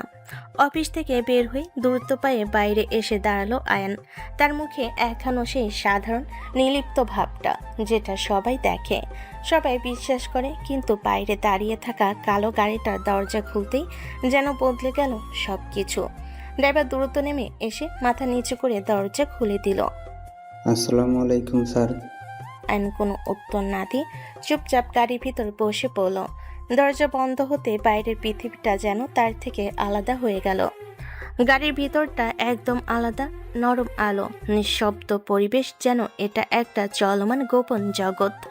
আয়ান ধীরে ধীরে নিজের শার্টের বোতাম খুলতে লাগলো। সেই সাধারণ পিয়নের পোশাকটা একে একে খুলে ফেললো, যেটা তার ছদ্মবেশ ছাড়া আর কিছুই না। তারপর পাশে রাখা ব্যাগ থেকে বের করলো একদম দামি পরিপাটি একটা ড্রেস, নিখুঁত কাটিং, গাঢ় রং, যেটা তার আসল পরিচয়ের সাথে মানানসই। গাড়ির ভেতরেই খুব শান্তভাবে সেই পোশাকটা পরে নিল সে, যেন এটা তার প্রতিদিনের অভ্যাস। এরপর ধীরে ধীরে একটা কালো মাস্ক হাতে নিল। মাস্কটা মুখে পড়তেই যেন পুরো মানুষটাই বদলে গেল। সেই সাধারণ পিয়ন হারিয়ে গিয়ে সামনে দাঁড়িয়ে রইল এক অজানা রহস্যময় কেউ, যার পরিচয় কেউ জানে না, কিন্তু যার অস্তিত্ব ভয়ঙ্কর। গাড়ি ধীরে ধীরে শহরের ব্যস্ত রাস্তায় পেরিয়ে এগিয়ে গেল। তারপর একটা বিশাল বিল্ডিং এর সামনে এসে থামলো। শহরের টপ কোটিপতিদের একটি অফিস, কিন্তু এই অফিসের আসল মালিককে সেটা কেউ জানে না। গাড়ির দরজা খুলতেই চারপাশে দাঁড়িয়ে থাকা সিকিউরিটি আর স্টাফরা সাথে সাথে মাথা নিচু করে সালাম দিল। আসসালামু আলাইকুম স্যার। আয়ান ধীরে ধীরে গাড়ি থেকে নামলো। তার প্রতিটা পদক্ষেপে একটা অদৃশ্য কৃতিত্ব, একটা ভয় কাজ করছে চারপাশে। কেউ তার মুখ দেখেনি, কারণ সে মাস্কের আড়ালে লুকিয়ে আছে তার আসল পরিচয়। তবুও সবাই জানে এই মানুষটার এক কথায় সবকিছু বদলে যেতে পারে। আর আয়ান চুপচাপ সবার সালাম গ্রহণ করে ভেতরের দিকে এগিয়ে গেল, তার সেই রাজত্বের মাঝে, যেখানে সে শুধু একটা নাম না, বরং একটা শক্তি, একটা ভয়, যাকে কেউ দেখে না কিন্তু সবাই মেনে চলে। বিল্ডিংয়ের ভেতরে করিডর পেরিয়ে ধীরে ধীরে মিটিং রুমের সামনে এসে দাঁড়ালো আয়ান। দরজার সামনে দাঁড়িয়ে এক মুহূর্ত থামলো সে, যেন নিজের ভেতরে দুইটা পরিচয়কে আবার আলাদা করে নিচ্ছে। তারপর দরজাটা খুলে ভেতরে ঢুকতেই পুরো রুমের পরিবেশ যেন এক নিমিষে বদলে গেল। বড় একটা টেবিল, চারপাশে বসে আছে বিদেশি বায়াররা, তাদের সামনে ফাইল, ল্যাপটপ, সবকিছু প্রস্তুত। কিন্তু সবার দৃষ্টি একসাথে গিয়ে থামলো দরজার দিকে। আয়ানের বাবা উঠে দাঁড়ালেন, তার মুখে গর্বের হাসি ফুটে উঠল। এই তো আমার ছেলে চলে এসেছে। তার কণ্ঠে ছিল আত্মবিশ্বাস, ভরসা আর অদ্ভুত এক গর্ব, যেন এই ছেলেটার উপরই সবকিছু নির্ভর করছে। তিনি একে একে বিদেশি বায়ারদের দিকে তাকিয়ে বললেন, meet my son, he will handle this project. বায়রা একে একে মাথা নাড়িয়ে অভিবাদন জানালো, কিন্তু তাদের চোখে স্পষ্ট কৌতূহল, কারণ সামনে দাঁড়িয়ে থাকা মানুষটার মুখ পুরোটা ঢাকা, শুধু চোখ দেখা যাচ্ছে। ধীরে ধীরে টেবিলের মাথায় চেয়ারে গিয়ে বসলো। তার বসার ভঙ্গিতে ছিল একদম নিখুঁত নিয়ন্ত্রণ, এক অদ্ভুত আত্মবিশ্বাস। রুমের ভিতরে এক মুহূর্তের জন্য নীরবতা নেমে এলো। তারপর আয়ন ঠান্ডা গম্ভীর গলায় বলল, লেটস স্টার্ট দ্য মিটিং। তার কণ্ঠ এতটাই স্থির আর শক্তিশালী যে কেউ প্রশ্ন করার সাহস পেল না। কেন সে মুখ ঢেকে রেখেছে, কেন তার পরিচয় গোপন? মিটিং শুরু হলো, একটার পর একটা প্রেজেন্টেশন, ডাটা এনালাইসিস, ডিলের শর্ত, সবকিছু এত নিখুঁতভাবে হ্যান্ডেল করতে লাগলো আয়ান, যেন সে এই জগতেরই অংশ। তার কথাই ছিল স্পষ্টতা, তার সিদ্ধান্তে ছিল দৃঢ়তা। বিদেশি বায়াররা একে অপরের দিকে তাকাতে লাগলো, তাদের চোখে ধীরে ধীরে সম্মান ফুটে উঠল। কেউ তার মুখ দেখেনি, কেউ জানে না এই মানুষটা আসলে কে, তবুও সবাই বুঝে গেল এই মাস্কের আড়ালে লুকিয়ে আছে এমন কেউ, যার ক্ষমতা আর বুদ্ধি দুটোই ভয়ঙ্করভাবে শক্তিশালী। আর আয়ান চুপচাপ নিজে জায়গায় বসে সবকিছু নিয়ন্ত্রণ করতে লাগলো, একটা অদৃশ্য পরিচয় নিয়ে, যেটা সবাই মানে কিন্তু কেউ জানতে পারে না। দীর্ঘ সময় ধরে চলতে থাকা মিটিংটা ধীরে ধীরে শেষের দিকে এগোতে লাগলো। রুমের ভিতর এখন আর আগের মতো টানটান উত্তেজনা নেই, বরং একটা সন্তুষ্টির ছাপ ছড়িয়ে পড়েছে। আইন শেষ ডকুমেন্টটা টেবিল উপর রেখে শান্তভাবে পিছনে হেলান দিল। তার চোখে সেই একই আত্মবিশ্বাস, যেন সে আগে জানতো ফলাফল কি হতে যাচ্ছে। কয়েক সেকেন্ডের নীরবতার পর হঠাৎই একজন বিদেশি ভাইয়ের হাততালি দিয়ে বলে উঠল, Impressive, really impressive. We did expect this level of clarity. Your presentation is perfect. Everything is well stated. We are satisfied. তাদের কণ্ঠে স্পষ্ট প্রশংসা আর চোখে ফুটে উঠেছে সম্মান। আয়ন চুপচাপ তাদের কথা শুনছিল, কোনো বাড়তি প্রতিক্রিয়া নেই, শুধু হালকা মাথা নাড়িয়ে গ্রহণ করলো সবকিছু। তৃতীয় একজন বায়ার এবার সরাসরি বলল, We'll be in touch soon. Thank you. কথাটা শোনার সাথে সাথে রুমের ভেতরের পরিবেশ যেন আরো উজ্জ্বল হয়ে উঠল। আয়নের বাবা একপাশে দাঁড়িয়েছিলেন, তার চোখে তখন গর্বের ছাপ স্পষ্ট। তিনি যেন জানতেন এই ছেলেটা কখনো তাকে নিরাশ করবে না। আরেকজন বায়ার ফাইলটা সামনে টেনে নিয়ে, Let's finalize the agreement. We trust your company. এই কথাগুলো যেন পুরো মিটিংয়ের সাফল্যকে এক লাইনে প্রকাশ করে দিল। আয়ন ধীরে ধীরে সামনে ঝুঁকলো, তার কণ্ঠে আগের মতোই ঠান্ডা, কিন্তু এবার তাতে ছিল একটুখানি দৃঢ় সন্তুষ্টি। Then let's make it official. সবাই একে একে মাথা নাড়ল। ডিলটা ফাইনাল হয়ে গেল। একটা সফল চুক্তি, একটা বড় অর্জন। কিন্তু পুরো সময় জুড়ে একটা জিনিস একই রয়ে গেল, কেউ আয়নের মুখ দেখেনি, তবু তার কথা, তার সিদ্ধান্ত, তার উপস্থিতি সবকিছু এমন ছিল যাতে কেউ আর প্রশ্ন করার সাহস পায়নি। কারণ তারা বুঝে গেছে এই মার্কসের আড়ালে লুকিয়ে আছে এমন একজন, যার সাথে ডিল মানেই লাভ, আর যার বিপক্ষে যাওয়া মানেই ঝুঁকি। আর আয়ান চুপচাপ বসে রইল, তার অদৃশ্য পরিচয়কে আড়াল করে একটা বিশাল সাম্রাজ্যের নিয়ন্ত্রণ নিজের হাতে রেখে। এক এক করে বিদেশি বায়েরা দাঁড়িয়ে পড়ল, তাদের মুখে সন্তুষ্টির হাসি, চোখে সম্মান স্পষ্ট। হাত মেলাতে মেলাতে তারা বিদায় নিতে লাগলো। It was a pleasure doing business with you.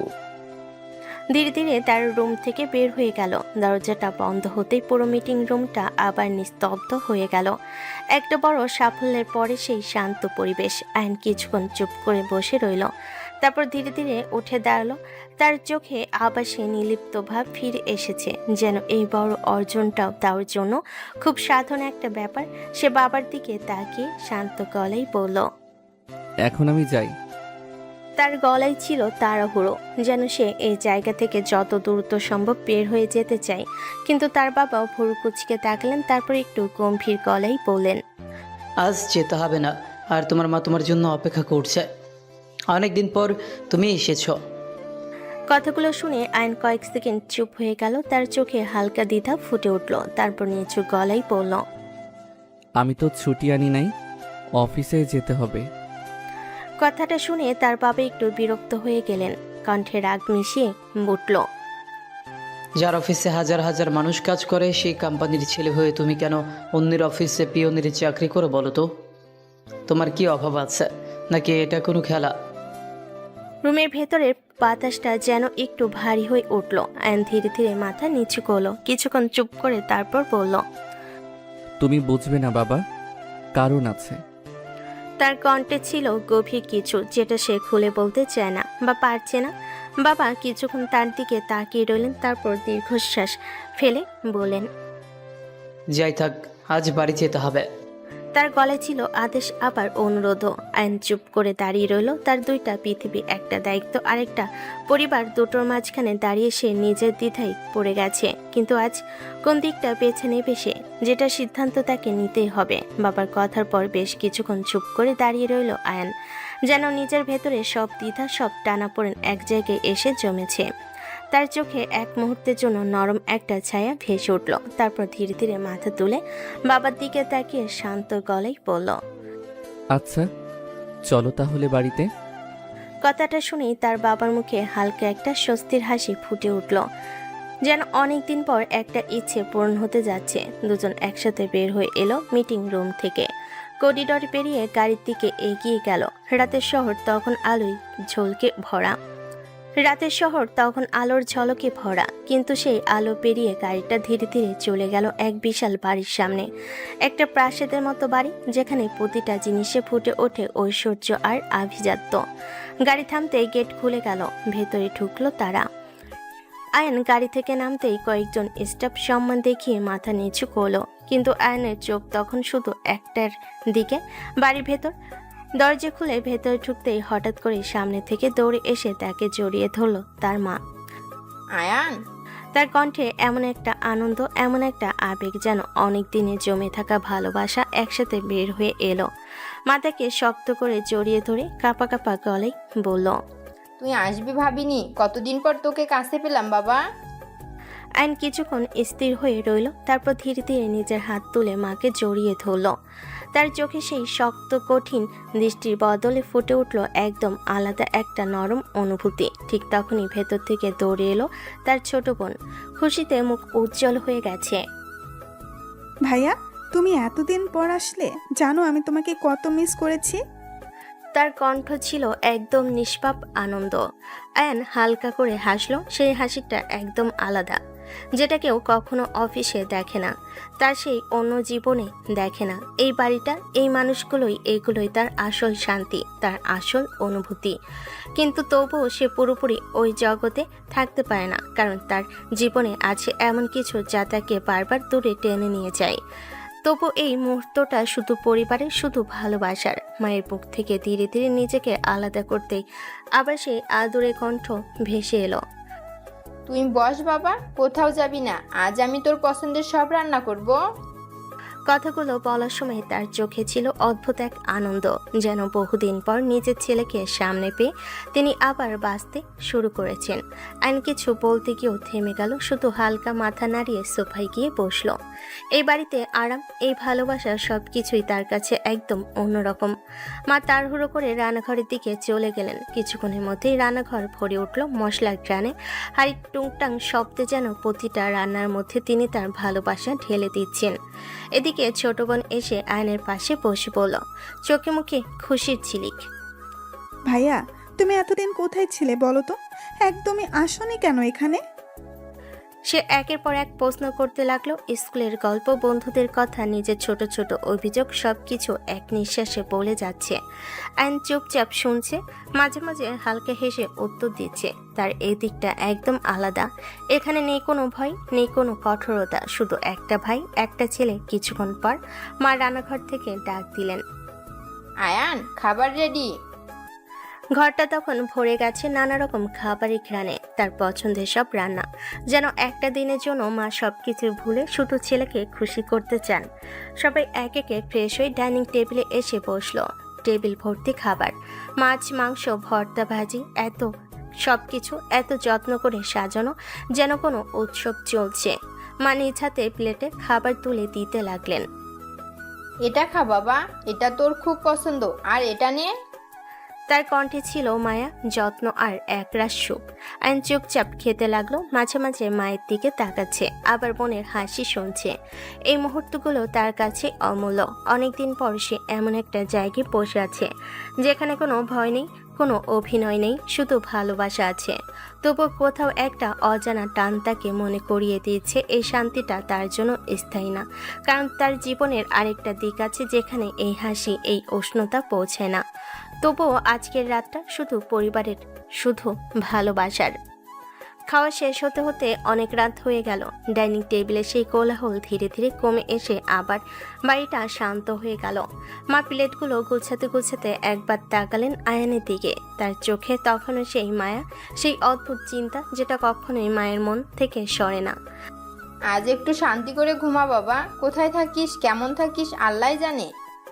তার কণ্ঠে ছিল দোয়া, ছিল অজানা ভয়, আর ছিল ছেলেকে কাছে রাখার অসহায় ইচ্ছে।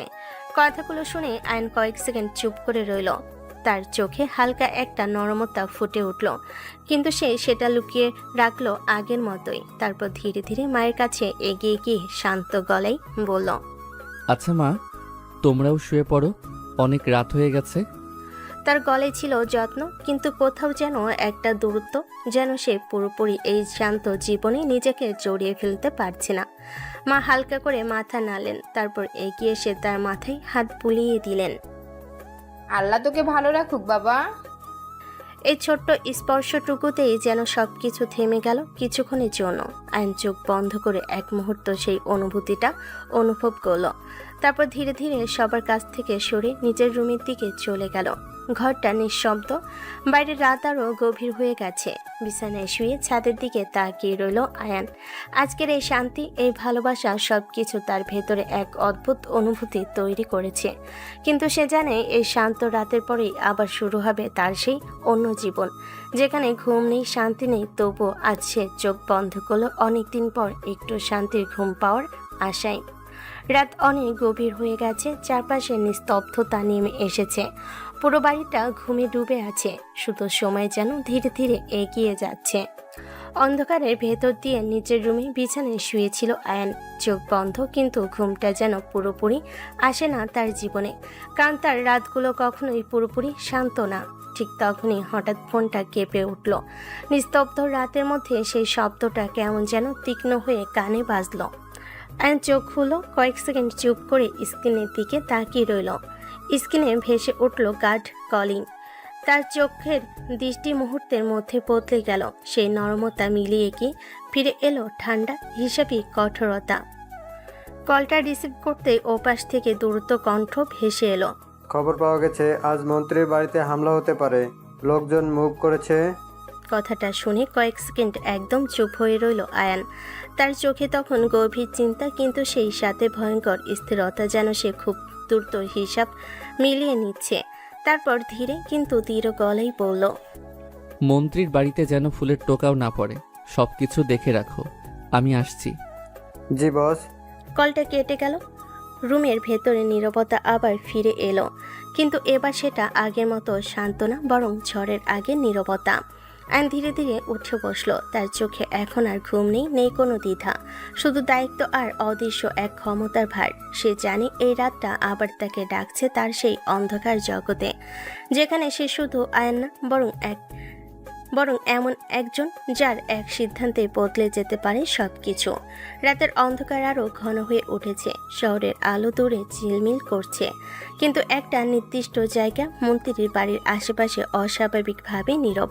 কালো গাড়িটা এসে ধীরে ধীরে থামলো বাড়ির একটু দূরে। চারপাশে নজর বুলিয়ে দরজা খুলে নামলো আয়ান। তার মুখে সেই কালো মাস্ক, চোখে ঠান্ডা সতর্ক দৃষ্টি, যেন চারপাশে প্রতিটা নড়াচড়া সে হিসাব করছে। বাড়ির দেওয়াল টপকে নিঃশব্দে ভেতরে ঢুকে পড়ল সে। চারপাশে সিকিউরিটি আছে, কিন্তু তার চলাফেরা এতটাই নিঃশব্দ, যেন ছায়ার মতো। ধীরে ধীরে পেছনের দিক দিয়ে উঠে গেল উপরে। একটা নির্দিষ্ট রুমের সামনে এসে থামলো। বেলকনি দরজাটা হালকা খোলা, অ্যান্ড ধীরে ধীরে ভেতরে ঢুকে পড়ল। রুমের ভেতরে অল্প আলো, আর সেখানে দাঁড়িয়ে আছে ইরা। হঠাৎ কাউকে দেখে সে চমকে উঠে পেছনে সরে গেল। তুমি এখানে কেন? তার কণ্ঠে স্পষ্ট ভয় আর অবাক ভাব। আইন দ্রুত সামনে এগিয়ে এলো, হাত তুলে ইশারা করে নিচু গলায় বলল, চুপ থাকুন। তার গলা খুব নিচু, কিন্তু এতটাই দৃঢ় যে এরা অজান্তে চুপ হয়ে গেল। আইন তার দিকে একটু ঝুঁকে আবার বলল, রুম থেকে বের হবেন না, একদম না। এরা ভুরু কুচকে তাকালো। তার চোখে এখন ভয় আর রাগ মিশে আছে। কেন? কি হচ্ছে এসব? আইন কয়েক সেকেন্ড তার চোখের দিকে তাকিয়ে রইল, তারপর ঠান্ডা গলায় বলল, আপনার উপর হামলা হতে পারে। কি কি করবে? তার কণ্ঠে এবার স্পষ্ট আতঙ্ক। আয়ান সোজা হয়ে দাঁড়িয়ে খুব শান্তভাবে বলল, আপনার বাবার বিরোধী দলের কেউ। একটু থেমে আরো নিচু কিন্তু ভারী গলায় যোগ করল, যারা আপনার ক্ষতি চাই। রুমের ভেতরের বাতাস যেন হঠাৎ করে ভারী হয়ে উঠল। এরা স্থির হয়ে দাঁড়িয়ে আছে, তার চোখে ভয়, প্রশ্ন আর অজানা আতঙ্ক ঘুরছে। আর আয়ান চুপচাপ দাঁড়িয়ে আছে তার সামনে, একটা অদৃশ্য দেওয়ালের মতো, যে আজ তাকে রক্ষা করতে এসেছে, কিন্তু নিজের পরিচয় এখনো অন্ধকারে রেখে দিয়েছে। রুমের ভেতরে সে ভারী নীরবতার মাঝে হঠাৎ করে ইরা নিজেকে সামলে নিল। তার চোখে ভয় থাকলো, তার স্বভাবসুলভ অহংকার আর রাগ ধীরে ধীরে ফিরে এলো। সে সোজা হয়ে দাঁড়িয়ে আয়নের দিকে তাকালো, ভুরু কুচকে কড়া গলায় বলল, তোমাকে কে বললো আমার উপর হামলা হবে? আর তুমি কে? এসব খবর পেলে কোথায়? তার কণ্ঠে এবার শুধু প্রশ্ন না, সন্দেহ স্পষ্ট। আয়ন কয়েক সেকেন্ড চুপ করে রইল। তার চোখে সেই ঠান্ডা স্থিরতা, যেন সে খুব দ্রুত একটা উত্তর ঠিক করে নিচ্ছে। তারপর শান্ত গলায় বলল, আমার কয়েকজন বন্ধু যাচ্ছিল এই দিক দিয়ে, তারা কিছু সন্দেহজনক লোকজন দেখেছে, তাই আমাকে জানায়। কথাগুলো বলার সময় তার গলায় কোনো তাড়াহুড়ো নেই, কোনো ভয় নেই, যেন সব কিছুই খুব সাধারণ একটা ঘটনা। এরা কিছুক্ষণ তার দিকে তাকিয়ে রইল। তার চোখে এখনও সন্দেহ, কিন্তু সে সেটা পুরোপুরি প্রমাণ করতে পারছে না। হঠাৎই ঠোঁট বাঁকিয়ে একটু বিরক্ত গলেই বলল, আমার বাবা একজন মন্ত্রী, আমার ক্ষতি করার এত সাহস কারো নাই। তুমি এখন যেতে পারো। তার কথা শেষ হতেই রুমটা আবার নিস্তব্ধ হয়ে গেল। আইন চুপচাপ দাঁড়িয়ে রইল। তার চোখে তখনও অদ্ভুত একটা দৃষ্টি, যেন সে জানে ইরার এই আত্মবিশ্বাস কতটা ভাঙ্গা, কতটা বিপজ্জনক। কিন্তু সে কিছু বলল না, শুধু ধীরে ধীরে এক পা পিছিয়ে গেল। তবু তার দৃষ্টি ইরার উপরেই স্থির, কারণ সে জানে আজকের রাত এখনো শেষ হয়নি, আর বিপদ এখনো ঠিক দরজার বাইরে দাঁড়িয়ে আছে। ইরার কথা শেষ হতেই হঠাৎ করে বাইরে থেকে একটা তীব্র শব্দ ভেসে এলো। ঠাস গুলির শব্দ। পুরো বাড়িটা যেন কেঁপে উঠল সেই শব্দে। ইরা হঠাৎই আটকে উঠে পেছনে সরে গেল। তার চোখ বড় বড় হয়ে গেছে, মুখে স্পষ্ট ভয়। এটা কি? তার কণ্ঠ কাঁপছে, শরীরটাও কাঁপতে শুরু করেছে অজান্তে। আইন এক সেকেন্ড দেরি করল না, দ্রুত এগিয়ে এসে তার হাতটা ধরে কাছে টেনে নিল। ভয় পাবেন না। তার গলা নিচু, কিন্তু দৃঢ়, যেন তার কথাতে একটা ভরসা আছে। এরা চারপাশে তাকাতে লাগলো। আতঙ্কে তার নিঃশ্বাস দ্রুত হয়ে উঠছে। এসব কি হচ্ছে? কিছু হবে না, শান্ত থাকুন। তার চোখে কোনো ভয় নেই, বরং এক অদ্ভুত আত্মবিশ্বাস, যেটা ইরাকে অজান্তে একটু স্থির করে দিল। ঠিক তখনই আবার ঠাস ঠাস করে আরো জোরে গুলির শব্দ। এইবার ইরা আর নিজেকে সামলাতে পারল না। হঠাৎ করে সে আয়নকে শক্ত করে জড়িয়ে ধরল। তার মুখটা লুকিয়ে ফেলল আয়ানের বুকে। আমার খুব ভয় লাগছে। তার কণ্ঠ কাঁপছে, তার পুরো শরীরটা কাঁপছে ভয়ে। আয়ন এক মুহূর্তের জন্য স্থির হয়ে গেল। তার ভিতরে হঠাৎ করে একটা অদ্ভুত অনুভূতি জেগে উঠল, যেটা সে আগে কখনো অনুভব করেনি। এই কাছাকাছি থাকা, এই নির্ভরতা, এটা তার জন্য একদম নতুন। সে একটু সরিয়ে দিতে চাইল, কিন্তু ইরা আরো শক্ত করে ধরে ফেলল তাকে। প্লিজ আমাকে ছেড়ে যাবে না, আমার খুব ভয় লাগছে। আয়ন ধীরে ধীরে তার হাতটা ইরার পিঠে রাখল। তার গলা নরম হয়ে এলো। আমি আছি, ভয় পাবেন না। বাইরে এখনো গুলির শব্দ চলছে, কিন্তু সেই ছোট্ট রুমের ভেতর দুজন মানুষ দাঁড়িয়ে আছে খুব কাছাকাছি। একজন ভয় পেয়ে আঁকড়ে ধরেছে, আর আরেকজন অজান্তে তাকে রক্ষা করার প্রতিশ্রুতি দিয়ে দাঁড়িয়ে আছে। এই মুহূর্তটা শুধু ভয় না, বরং একটা নতুন কিছু শুরুর। বাইরে গুলির শব্দ ধীরে ধীরে কমে আসছে, কিন্তু সেই ভয়, সেই আতঙ্ক এখনো পুরোপুরি কাটেনি। এরা এখনো শক্ত করে ধরে আছে আয়ানকে, যেন ছেড়ে দিলেই আবার কিছু একটা হয়ে যাবে। ঠিক তখনই হঠাৎ দরজায় জোরে নক পড়ল। ঠক ঠক। তার সাথে ভেসে এলো চিন্তিত একটা কণ্ঠ। ইরামা, দরজা খোল। ঠিক আছিস তো? ভয় পাস না, বাইরে কিছু গুন্ডা আক্রমণ করেছিল, কিন্তু হঠাৎ করে কিছু লোক এসে তাদের তুলে নিয়ে গেছে। এখন এসব ঠিক আছে। কথাগুলো শুনে ইরা যেন একটু হুঁশে ফিরে এলো। সে ধীরে ধীরে আয়নকে ছেড়ে দিল। তার চোখে এখনো ভয়, কিন্তু সাথে সাথে একটা অস্বস্তির কারণও সে বুঝতে পারছে। সে কতটা কাছাকাছি চলে গিয়েছিল। আয়ন এক পা পেছনে সরে দাঁড়ালো। আবার সে নির্লিপ্ত, দূরত্ব বজায় রাখা মানুষ হয়ে গেল। ইরা কয়েক সেকেন্ড চুপ করে দাঁড়িয়ে থাকলো। তারপর দরজার দিকে তাকিয়ে গলা সামলে বলল, আমি ঠিক আছি বাবা, তোমরা চিন্তা করো না। তার কণ্ঠে এখনো হালকা কাঁপন আছে, কিন্তু সে সেটা লুকানোর চেষ্টা করছে। তোমরা যাও, আমি ঠিক আছি। দরজার ওপাশে কিছুক্ষণ নীরবতা, তারপর তার বাবার গলা, ঠিক আছে মা, দরজা লক করে রাখিস, আমরা নিচে আসি। তারপর ধীরে ধীরে পায়ের শব্দ দূরে সরে গেল। রুমটা আবার নিস্তব্ধ হয়ে গেল। এই নিস্তব্ধতার ভেতর এখন অনেক কিছু বদলে গেছে। ইরা দাঁড়িয়ে আছে এক পাশে, আয়ন আরেক পাশে, দুজনেই চুপ, কিন্তু তাদের মাঝে দূরত্বটা আর আগের মতো নেই। কিছু একটা অদ্ভুত অনুভূতি জায়গা করে নিয়েছে, যেটা কেউ মুখে বলছে না, তবুও দুজনে অনুভব করছে। রুমের ভেতরে নিস্তব্ধতা যেন আরো গভীর হয়ে উঠল। বাইরে সব শান্ত, কিন্তু ভেতরে এই অদ্ভুত অনুভূতিগুলো কিছুতেই থামছে না। আয়ন ধীরে ধীরে সোজা হয়ে দাঁড়ালো। আবার সেই দূরত্ব তৈরি করতে চাইলো যেটা সে সবসময় বজায় রাখে। তারপর নিচু শান্ত গলায় বলল, সাবধানে থাকবেন। এখন যাই। তুমি কিছু লুকাচ্ছ? কথাটা সরাসরি তীরও তার চোখে এখন আর শুধু ভয় নেই, কৌতূহল, সন্দেহ আর অদ্ভুত টান মিশে গেছে। আইন ধীরে ধীরে পেছনের দিকে তাকালো, ভুরু হালকা তুলে শান্ত গলায় বলল, কেন এমন মনে হলো?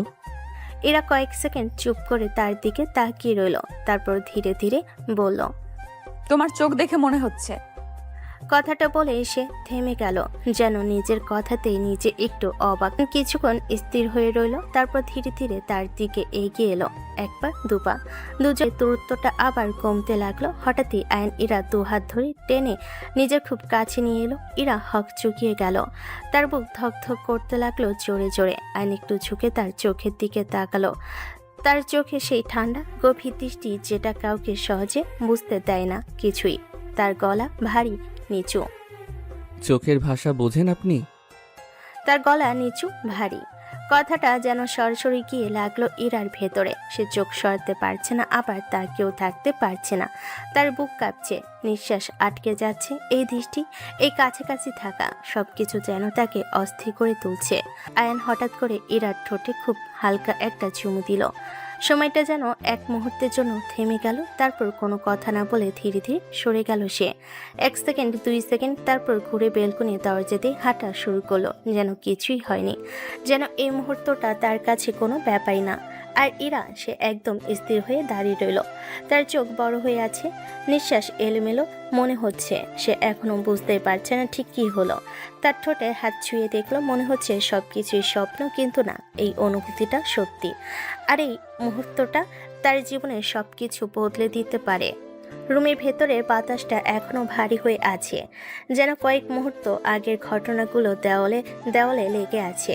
আয়ন আর একবারও পেছনে তাকালো না, ধীরে ধীরে বেলকনির দিকে এগিয়ে গেল। রাতের অন্ধকার তার সামনে ছড়িয়ে আছে, যেন সেই অন্ধকারই তার আসল ঠিকানা। এক লাফে বেলকনি পেরিয়ে নিচে নেমে গেল সে। কয়েক সেকেন্ডের মধ্যে অদৃশ্য হয়ে গেল রাতের ছায়ার ভেতর। ফিরে গেল তার সেই অজানা অদৃশ্য জগতে, যেখানে সে অন্য কেউ, যেখানে তার নাম শুনলে মানুষ কাঁপে। আর এদিকে রুমের ভেতরে এখনো স্থির হয়ে দাঁড়িয়ে আছে ইরা। তার চোখ এখনো দরজার দিকে, যেন সে বিশ্বাসই করতে পারছে না কিছুক্ষণ আগে ঠিক কী ঘটল। তার নিঃশ্বাস এখনো ভারী, বুকের ভেতরটা কেমন অদ্ভুত ভাবে ধকধক করছে। ধীরে ধীরে সে নিজের ঠোঁটে হাত রাখলো, মনে হচ্ছে সময়টা থেমে গেছে। ঠিক সেই মুহূর্তে তারপর হঠাৎ করে সে ভুরু কুঁচকে ফেলো। চোখে রাগ, লজ্জা আর অজানা অস্থিরতা একসাথে ভিড় করলো। মনে মনে নিজেকে বলতে লাগলো, এই পিয়নের এত সাহস হলো কিভাবে? আমাকে কিস করলো। তার ঠোঁট কামড়ে ধরল সে, কিন্তু পরের মুহূর্তে তার চোখের সামনে ভেসে উঠল আয়নের সেই দৃষ্টি, সেই চোখ, সেই আত্মবিশ্বাস। সে ধীরে ধীরে ফিস ফিস করে বলল, সত্যি কেউ পিয়ন নাকি কিছু লুকাচ্ছে?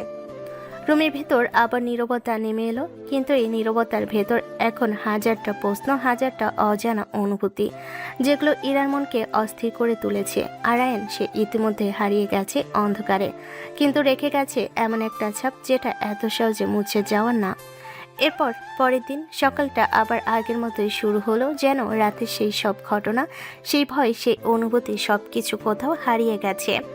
অফিসের ভেতরে আগের মতোই ব্যস্ততা, কেউ ফাইল নিয়ে ছুটছে, কেউ ফোনে কথা বলছে, সবকিছু একদম স্বাভাবিক। আর সেই ভিড়ের মাঝে আবারও দেখা গেল আয়ানকে, সেই সাধারণ পিয়নের পোশাক, মাথা নিচু করে কাজ করে যাচ্ছে, যেন তার জীবনে অন্য কোনো পরিচয় নেই। ম্যানেজারের কেবিন থেকে হঠাৎ করে ডাক এলো, আয়ান, এই ফাইলগুলো নিয়ে ওই রুমে দিয়ে আসো তাড়াতাড়ি। আয়ন একটু দেরি করলো না, মাথা নিচু করে ফাইলগুলো তুলে নিয়ে দ্রুত চলে গেল, যেন এটাই তার একমাত্র কাজ। একটু পর আবার ডাক, এই শোনো, ওই কাগজগুলো কপি করে আনো, আর কফিটাও নিয়ে আসো। একটার পর একটা কাজ, কোনো বিরতি নেই, কোনো প্রশ্ন নেই। আইন সব কিছু চুপচাপ করে যাচ্ছে। অফিসের অন্য স্টাফরাও যেন সুযোগ পেয়ে গেছে। আয়ন ভাই, এটা একটু দিয়ে আসো তো। এই ফাইলটা সাজিয়ে দাও। ক্যান্টিন থেকে আমার জন্য 1 কাপ চা নিয়ে এসো। সবে একের পর এক কাজ চাপিয়ে দিচ্ছে আর আয়ন চুপচাপ সবকিছু করে যাচ্ছে। মুখে কোনো বিরক্তি নেই, কোনো প্রতিবাদ নেই, যেন সে সত্যি শুধু একজন সাধারণ পিয়ন যাকে সবাই ব্যবহার করতে পারে, যাকে কেউ গুরুত্ব দেয় না। কিন্তু কেউ জানে না এই ছেলেটাই রাতে এমন একটা জায়গায় থাকে যেখানে তার এক কথায় শত মানুষ মাথা নিচু করে দাঁড়ায়। দিনের আলোয় যে অবহেলিত আর রাতের অন্ধকারে সে এক অদৃশ্য শক্তি, দুটা সম্পূর্ণ ভিন্ন জীবন। আর মাঝখানে দাঁড়িয়ে আছে আয়ন, চুপচাপ নিঃশব্দে সবকিছু সহ্য করে যাচ্ছে। অফিসের ব্যস্ততা তখন তুঙ্গে, সবাই নিজের নিজের কাজে ডুবে আছে, আর সেই ভিড়ের মাঝে আগের মতোই ছুটে বেড়াচ্ছে আয়ন। একটা ফাইল থেকে আরেকটা কাজ, একটা ডেস্ক থেকে আরেকটা ডেস্ক। ঠিক তখনই ম্যানেজার কেবিন থেকে আবার ডাক এলো। আয়ান, এই ফাইলগুলো ইরা ম্যামের কেবিনে দিয়ে আসো। তার কণ্ঠে সেই চেনা আদেশের সুর, যেন এটা খুবই সাধারণ একটা কাজ। অ্যান চুপচাপ ফাইলগুলো হাতে নিল, মাথা নিচু করে ধীরে ধীরে এরার কেবিনের দিকে হাঁটা দিল। কেবিনের সামনে এসে একবার থামলো। তার চোখে এক মুহূর্তের জন্য অদ্ভুত একটা দৃষ্টি ফুটে উঠল। গত রাতে সবকিছু যেন এক ঝলকে মনে পড়ে গেল। তারপর দরজায় হালকা নক করলো, ঠক ঠক করে। ভেতর থেকে ইরার কণ্ঠ ভেসে এলো, আসো। আয়ন দরজা খুলে ভেতরে ঢুকলো। ইরা তখন টেবিলের সামনে বসে কিছু ফাইল দেখছিল, কিন্তু আয়নকে দেখতে তার হাতটা এক সেকেন্ডের জন্য থেমে গেল। তার বুকের ভেতরটা কেমন যেন কেঁপে উঠল। গত রাতে সেই মুহূর্ত, সেই স্পর্শ, সেই দৃষ্টি, সবকিছু আবার সামনে ভেসে উঠল। কিন্তু সে সাথে সাথেই নিজেকে সামলে নিল। মুখে আগের মতোই কড়া ভাব এনে ঠান্ডা গলায় বলল, ফাইলগুলো রাখো। আয়ন কোনো কথা না বলে এগিয়ে গিয়ে টেবিলের উপর ফাইলগুলো রেখে দিল। রুমের ভেতরে হালকা একটা নীরবতা নেমে এলো। ইরা চোখ নামিয়ে ফাইল দেখার ভান করছে, কিন্তু তার ভেতরে কেমন অদ্ভুত একটা কাঁপুনি কাজ করছে। সে নিজেই বুঝতে পারছে না কেন এমন হচ্ছে। কিছুক্ষণ পর নিজের কথা বলার চেষ্টা করলো। কাল মানে অফিসের কাজগুলো ঠিকঠাক মতো করছো তো? কথাটা খুব সাধারণ, কিন্তু তার কণ্ঠে হালকা স্পষ্ট জড়তা। আয়ন শান্ত গলায় বলল, জি ম্যাম, সব ঠিক আছে। তার গলায় কোনো পরিবর্তন নেই, যেন গত রাতের কিছুই তার কাছে গুরুত্বপূর্ণ না। ইরা একবার তাকালো তার দিকে। তার চোখে সেই একই শান্ত নিলিপ্ত দৃষ্টি, যেটা দেখে ইরার ভেতরটা আবার কেঁপে উঠল। সে দ্রুত চোখ সরিয়ে নিল, মনে মনে নিজেকে সামলাতে লাগলো। কেন এমন লাগছে? কেন এই ছেলেটার সামনে দাঁড়িয়ে নিজের উপর কন্ট্রোল থাকে না? বাইরে থেকে এসে এখনো সেই আগের মতোই কড়া অহংকারী ইরা, কিন্তু ভেতরে তার হৃদয়টা আজ অদ্ভুতভাবে কাঁপছে। কেবিনের ভেতরে আবার সেই নীরব পরিবেশ, শুধু কাগজের পাতার শব্দ আর হালকা এয়ার কন্ডিশনের গুঞ্জন। আয়ন চুপচাপ নিজের কাজে ব্যস্ত হয়ে পড়ল। একটা ফাইল টেবিলের এই পাশে রাখছে, আরেকটা ঠিক মতো করে সাজিয়ে দিচ্ছে। সবকিছু এমন নিখুঁতভাবে করছে যেন এটা শুধু একটা কাজ না, বরং তার অভ্যাস। টেবিলের কোণায় এলোমেলো পড়ে থাকা কাগজগুলো গুছিয়ে ফেলল, পেন স্ট্যান্ডটা ঠিক করে রাখলো, ফাইলগুলো সিরিয়াল করে সাজিয়ে দিল। তার প্রতিটা কাজে একটা অদ্ভুত মনোযোগ, যেটা সাধারণ কোনো পিয়নের মধ্যে খুব কমই দেখা যায়। আর ইরা সে ফাইলের দিকে তাকিয়ে থাকার ভান করছে, কিন্তু তার চোখ বারবার সরে যাচ্ছে আয়নের দিকে। আর চোখে সে তাকিয়ে থাকে, কখনো আয়নের হাতের দিকে, কখনো তার মুখের দিকে। তার ভেতরে একটা অদ্ভুত কৌতূহল কাজ করছে। এই ছেলেটা আসলে কে? কেন তার আচরণ এত আলাদা? তার চোখে সেই দৃষ্টি, যেটা একটা সাধারণ মানুষের হতে পারে না। হঠাৎই আয়ন থেমে গেল। মনে হলো সে বুঝে ফেলেছে। সে ধীরে ধীরে মুখ তুলে ইরার দিকে তাকালো। তার চোখে হালকা একটা প্রশ্ন। কিছু বলবেন ম্যাডাম? কথাটা খুব শান্তভাবে বলা, কিন্তু যেন সরাসরি গিয়ে লাগলো ইরার ভেতরে। ইরা হঠাৎ করে চমকে উঠল। সে বুঝতে পারেনি যে এতক্ষণ সে তাকিয়েছিল। মুহূর্তের মধ্যে তার মুখে হালকা লজ্জার ছাপ ফুটে উঠল। সে চোখ নামিয়ে নিয়ে একটু জড়তা নিয়ে বলল, না কিছু না।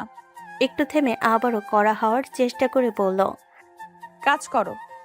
তার কণ্ঠে আগের মতো কঠোরতা আনতে চাইল। ভেতরে সেই অস্বস্তিটা পুরোপুরি লুকাতে পারল না।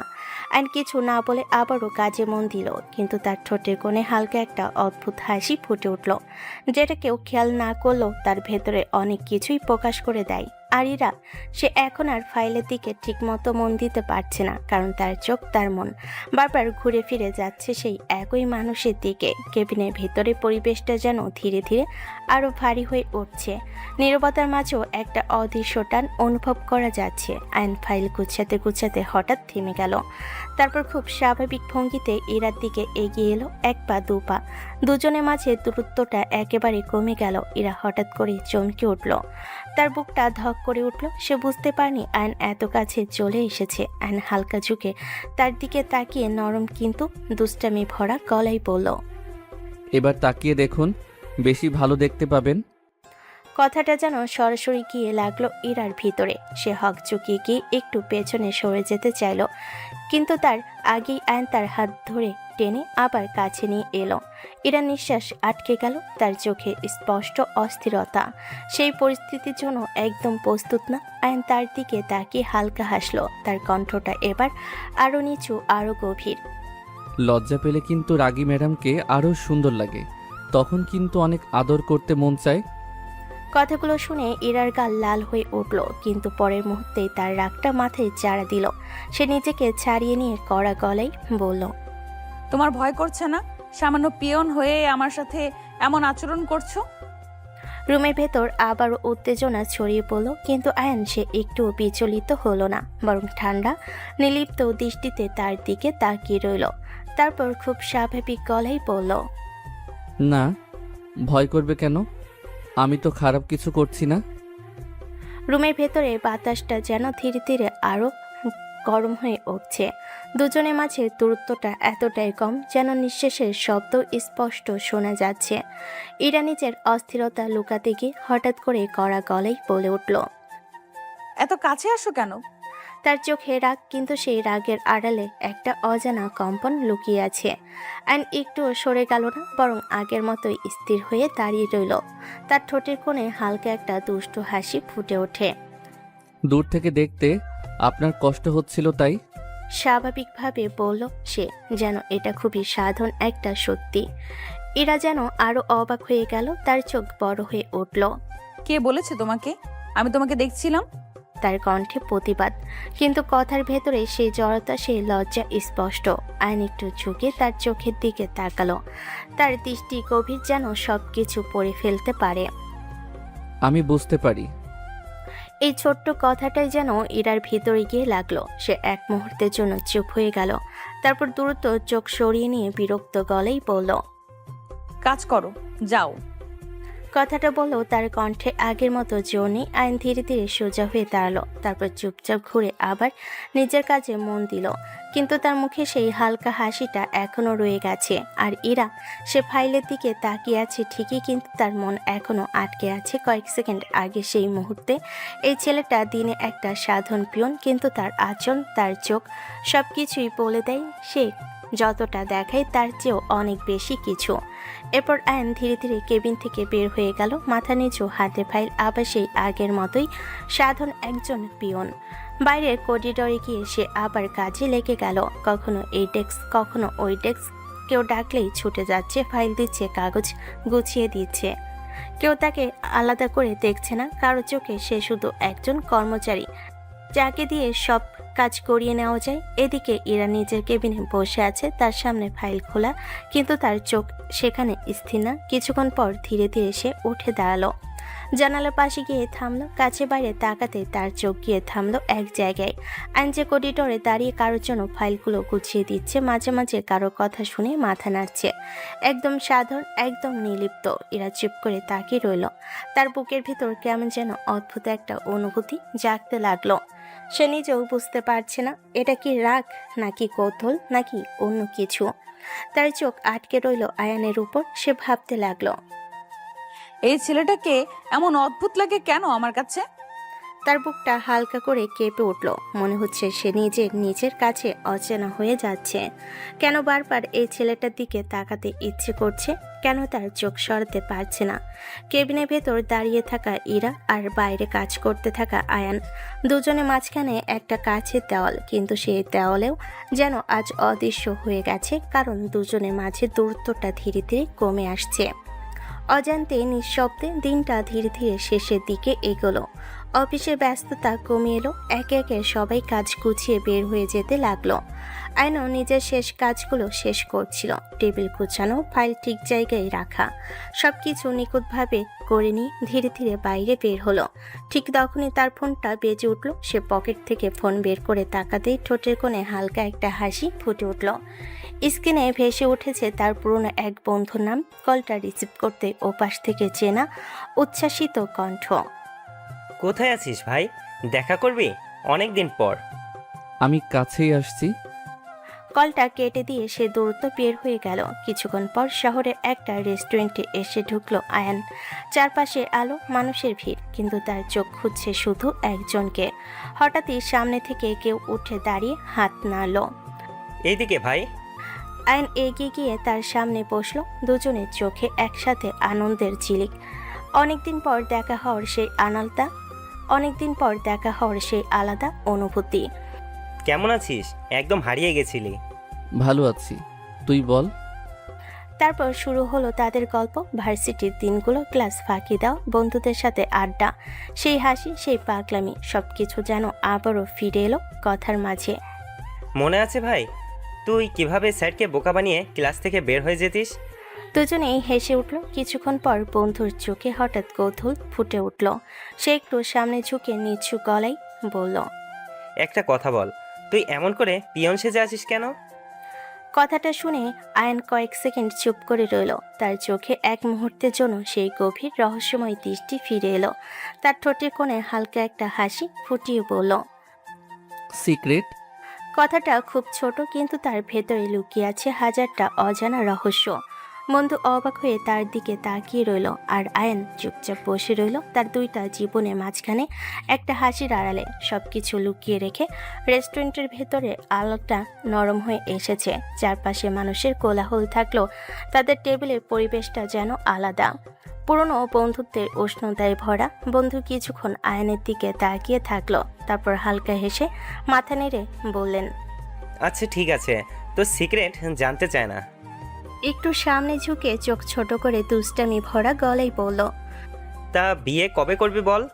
কথাটা শুনে আয়ন এক সেকেন্ড চুপ করে রইল। তার ঠোঁটের কোণে হালকা একটা রহস্যময় হাসি ফুটে উঠল। খুব তাড়াতাড়ি। এই ছোট্ট উত্তরটাতেই যেন অনেক কিছু লুকিয়ে আছে। বন্ধু অবাক হয়ে চোখ বড় করে ফেলল। ওহ তাই নাকি? মেয়ে পছন্দ আছে নাকি? আয়ান গ্লাসটা হাতে নিয়ে ধীরে ধীরে চুমুক দিল। তার চোখে সেই চেনা রহস্যময় দৃষ্টি। তারপর ঠান্ডা গলায় বলল, এটাও সিক্রেট ভাই। বাহ, দেখি তো সবকিছুই সিক্রেট। আমার তো মনে হচ্ছে খুব তাড়াতাড়ি বিয়ের দাওয়াত পাবো।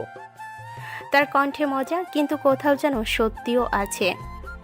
আয়ান কিছু বলল না, শুধু হালকা করে হাসলো। তার চোখের সামনে ভেসে উঠল একটা মুখ, একটা দৃষ্টি, একটা কাঁপা কাঁপা নিঃশ্বাস, কিন্তু সে কিছুই প্রকাশ করলো না। সবকিছু আগের মতোই লুকিয়ে রাখলো, কারণ তার জীবনটা সাধারণ না, আর তার ভালোবাসাও সহজ হওয়ার নয়। এভাবে দিনগুলো কেটে যেতে লাগলো একটা অদ্ভুত নিয়মে, একটা অদ্ভুত ছন্দে।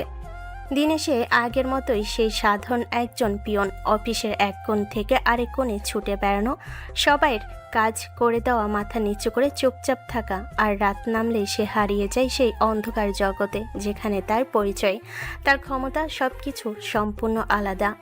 দুটা ভিন্ন জীবন, দুটা আলাদা মুখ, আর মাঝখানে দাঁড়িয়ে আছে আয়ান, যে নিজের সত্যটা কাউকে জানাতে চায় না। এদিকে ইরার জীবনও ধীরে ধীরে একটা পরিবর্তন আসতে শুরু করেছে। সে আগের মতোই কড়া, অহংকারী, সবাইকে দূরে রাখে, নিজের মতো চলে, কিন্তু একটা জায়গায় এসে সে নিজেই হার মানতে শুরু করেছে।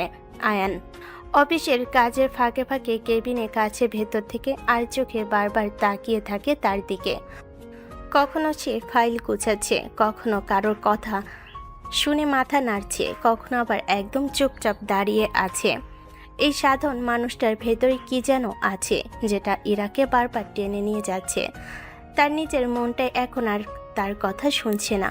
কেন সে তাকে খুঁজে বেড়ায়, কেন তার চোখ সরাতে পারে না, এই প্রশ্নগুলোর উত্তর সে নিজেও জানে না। আর আয়ান, সে সব কিছুই বুঝে। ইরার সেই লুকানো দৃষ্টি, তার অজান্তে বলতে যাওয়া আচরণ, সব কিছুই তার চোখ এড়ায় না, কিন্তু তবু সে কিছুই বলে না, শুধু চুপচাপ সব কিছু দেখে যায়, যেন সে অপেক্ষা করছে কোনো এক নির্দিষ্ট সময়ের জন্য।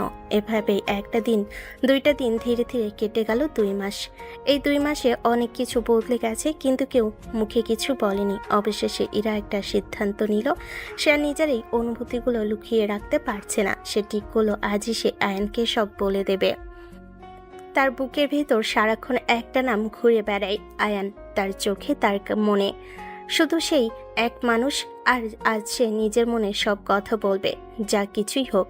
2 মাসে জমে থাকা অনুভূতি আজ যেন আর থেমে থাকতে চাইল না। ইরার বুকের ভেতরটা সকাল থেকেই অদ্ভুতভাবে কাঁপছে।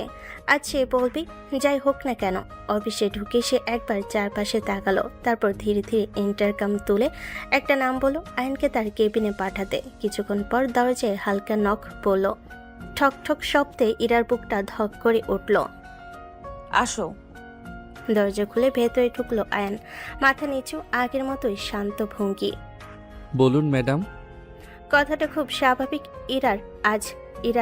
কিন্তু আজ ইরার কাছে এই স্বাভাবিক কথাই অসহনীয় লাগছে। সে কিছুক্ষণ চুপ করে দাঁড়িয়ে রইল, কিভাবে শুরু করবে বুঝতে পারছে না। তারপর ধীরে ধীরে বলল, তোমার সাথে একটা জরুরি কথা আছে। বলুন। একটা ছোট্ট শব্দ, কিন্তু সেটাই যেন ইরাকে সাহস দিল। সে গভীর নিঃশ্বাস নিল, তারপর সরাসরি বলে ফেলল, আমি তোমাকে পছন্দ করি। রুমটা এক মুহূর্তে নিস্তব্ধ হয়ে গেল। আয়ান কয়েক সেকেন্ড তার দিকে তাকিয়ে রইল, তারপর একদম স্বাভাবিক গলায় বলল, করতেই পারেন, সমস্যা নাই তো। কথাটা যেন একদম ঠান্ডা পানি ঢেলে দিল ইরার উপর। সে ভুরুকুচকে সামনে এগিয়ে এলো। এটা নর্মাল পছন্দ না, আমি তোমাকে চাই নিজের করে। কথাটা বলার সাথে সাথে তার বুকটা ধকধক করতে লাগলো। আয়ান এবার সত্যি একটু থেমে গেল, তার চোখে হালকা বিস্ময় ফুটে উঠল। কি বলছেন এসব? যেন সে এই কথাটা আশা করেনি, কিন্তু ইরা থামলো না। সে সামনে সে দৃঢ় গলায় বলল, ভেবো না তুমি পিয়ন, এতে আমার কোনো সমস্যা আছে। এতে আমার কোনো সমস্যা নেই। তার কণ্ঠে ছিল সত্যি, ছিল অনুভূতির গভীরতা। সে সত্যি তার সামনে দাঁড়িয়ে থাকা মানুষটাকে চাইছে, তার পরিচয় না, তার অবস্থান না, শুধু তাকে। আর আয়ান, সে চুপ করে দাঁড়িয়ে আছে, তার চোখে সেই গভীর অদ্ভুত দৃষ্টি, যেন তার ভেতরে কিছু একটা ভেঙে যাচ্ছে, আবার কিছু একটা তৈরি হচ্ছে। এই মুহূর্তটা তাদের সম্পর্কের মোড় ঘুরিয়ে দিতে পারে। রুমের ভেতরটা যেন হঠাৎ করে ভারী হয়ে উঠল। ইরার বলা কথাগুলো এখনো বাতাসে ভাসছে, প্রতিটা শব্দ, প্রতিটা অনুভূতি স্পষ্ট। আইন কিছুক্ষণ চুপ করে দাঁড়িয়ে রইল, তার চোখে সেই গভীর ভাবনা, যেন সে শুধু ইরার কথা না, তার থেকেও অনেক বড় কিছু নিয়ে চিন্তা করছে। তারপর ধীরে, খুব শান্ত গলায় বলল, আমাকে একটু সময় লাগবে ভাবার জন্য। কথাটা বলার সময় তার গলায় কোনো তাড়াহুড়ো নেই, বরং একটা হিসাবি স্থিরতা। এরা কয়েক সেকেন্ড তার দিকে তাকিয়ে রইল, তার চোখে এক ঝলক অস্থিরতা দেখা গেল। সে খুব দ্রুত নিজেকে সামলে নিল, ঠোঁটের কোণে হালকা একটা চ্যালেঞ্জিং হাসি ফুটিয়ে বলল, যত খুশি ভেবে দেখো, কিন্তু উত্তর যেন হ্যাঁ হয়। তার কণ্ঠে আদেশ, যেন সে অভ্যস্ত যা চাই তা পাওয়ার। আয়ান তার দিকে তাকিয়ে রইল, তার চোখে এবার হালকা এক ভিন্ন দৃষ্টি, যেন সে এই চ্যালেঞ্জটা গ্রহণ করেছে। তারপর ঠান্ডা ধীর গলায় বলল, সেটা আমার মন মতো হবে। কথাটা ছোট, কিন্তু এর ভেতরে ছিল এক অদ্ভুত দৃঢ়তা, যেন সে কাউকে নিজের সিদ্ধান্তে প্রভাব ফেলতে দেয় না। ইরার চোখে মুহূর্তে আগুন জ্বলে উঠল। সে একটু কাছে এসে কড়া গলায় বলল, আমি যা চাই তাই পাই, বেশি বাড়াবাড়ি করো না। দুজনের চোখে চোখ, একটা অদ্ভুত লড়াই, অহংকার বনাম রহস্য, দাবি বনাম স্বাধীনতা। এই সম্পর্কটা শুধু ভালোবাসা না, এটা এক ধরনের যুদ্ধ, যেখানে কেউই সহজে হার মানবে না। রাত গভীর, চারপাশে নিস্তব্ধতা নেমে এসেছে। শহরের কোলাহল অনেক আগেই থেমে গেছে। শুধু দূরের হালকা বাতাসের শব্দ শোনা যাচ্ছে। নিজের রুমে বিছানায় শুয়ে আছে আয়ান, হাত দুটো মাথার পেছনে রেখে ছাদের দিকে তাকিয়ে আছে। তার ঠোঁটে ধীরে ধীরে একটা বাঁকা হাসি ফুটে উঠল, যেন আজকের দিনের প্রতিটা মুহূর্ত তার মাথায় ঘুরছে। ইরার বলা কথাগুলো, তার চোখে সেই দৃঢ়তা আর সেই স্বীকারোক্তি, সবকিছু মিলিয়ে তার ভেতরে এক অদ্ভুত তৃপ্তি কাজ করছে। ধীরে ধীরে চোখ বন্ধ করলো আয়ান, তারপর মনে মনে বলতে লাগলো, আপনাকে পাওয়ার জন্যই তো এই পিয়ন সাজার নাটক। একটু থেমে তার হাসিটা আরো গভীর হলো। আপনি যাতে শুধু আমাকেই ভালোবাসেন, আমার পরিচয় না, আমার টাকার জন্য না, শুধু আমাকে, এই জন্যই তো সব কিছু লুকিয়ে রাখা। না হলে চাইলেই তো কোটিপতি হয়েই আপনার সামনে আসতে পারতাম, এক নিমিষেই সব কিছু বদলে যেত। কিন্তু না, আমি চেয়েছি আপনি নিজে থেকে আমার দিকে আসুন, নিজের ইচ্ছায়, নিজের অনুভূতিতে। আর আজ আপনি নিজেই এসে বললেন আপনি আমাকে চান। তার ঠোঁটে আবার সেই রহস্যময় হাসি। এখন আর কোনো সন্দেহ নেই, এখন আপনি শুধু আমাকেই ভালোবাসেন, আর কোনো কথা নাই। ধীরে ধীরে চোখ খুলল আয়ান, তার চোখে তখন অদ্ভুত এক দৃঢ়তা, যেন সে নিজের লক্ষ্যটা স্পষ্ট দেখতে পাচ্ছে। খুব তাড়াতাড়ি আমি আপনার হব, আর আপনি শুধু আমার।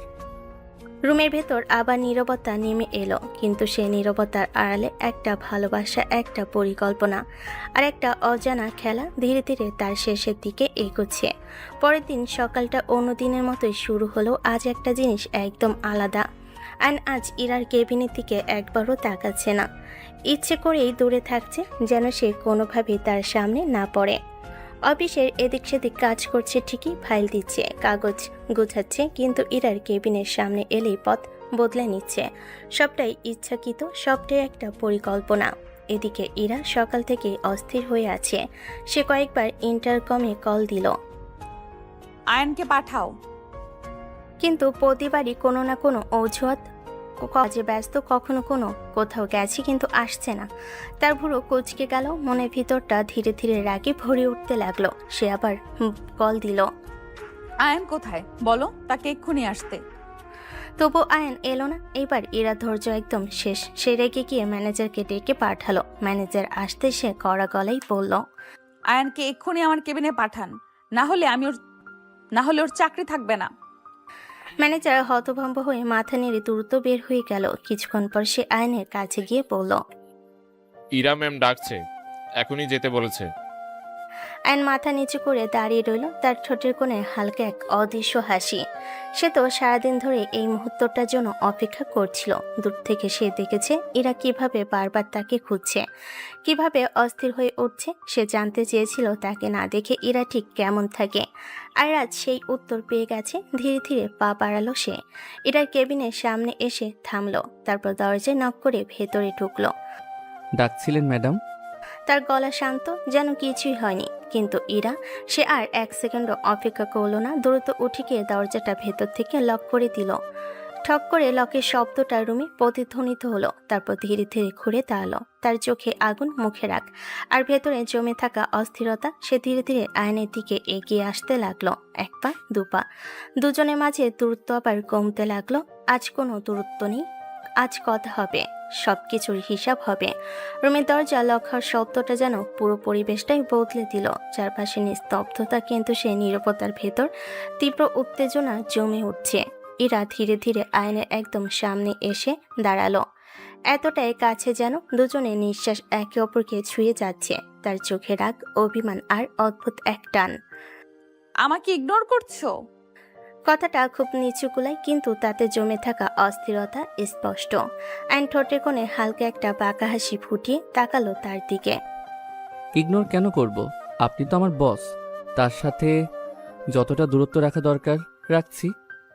কথাগুলো যেন ইরার ভেতরে আগুন ধরিয়ে দিল। সে এক মুহূর্ত দেরি করল না, হঠাৎ করেই এগিয়ে এসে আয়নের গলা জড়িয়ে ধরল, তার বুকের সাথে নিজেকে ঠেকিয়ে দিয়ে কাঁপা কাঁপা গলায় বলল, আমি তোমার বস না, আমি তোমার বউ হতে চাই।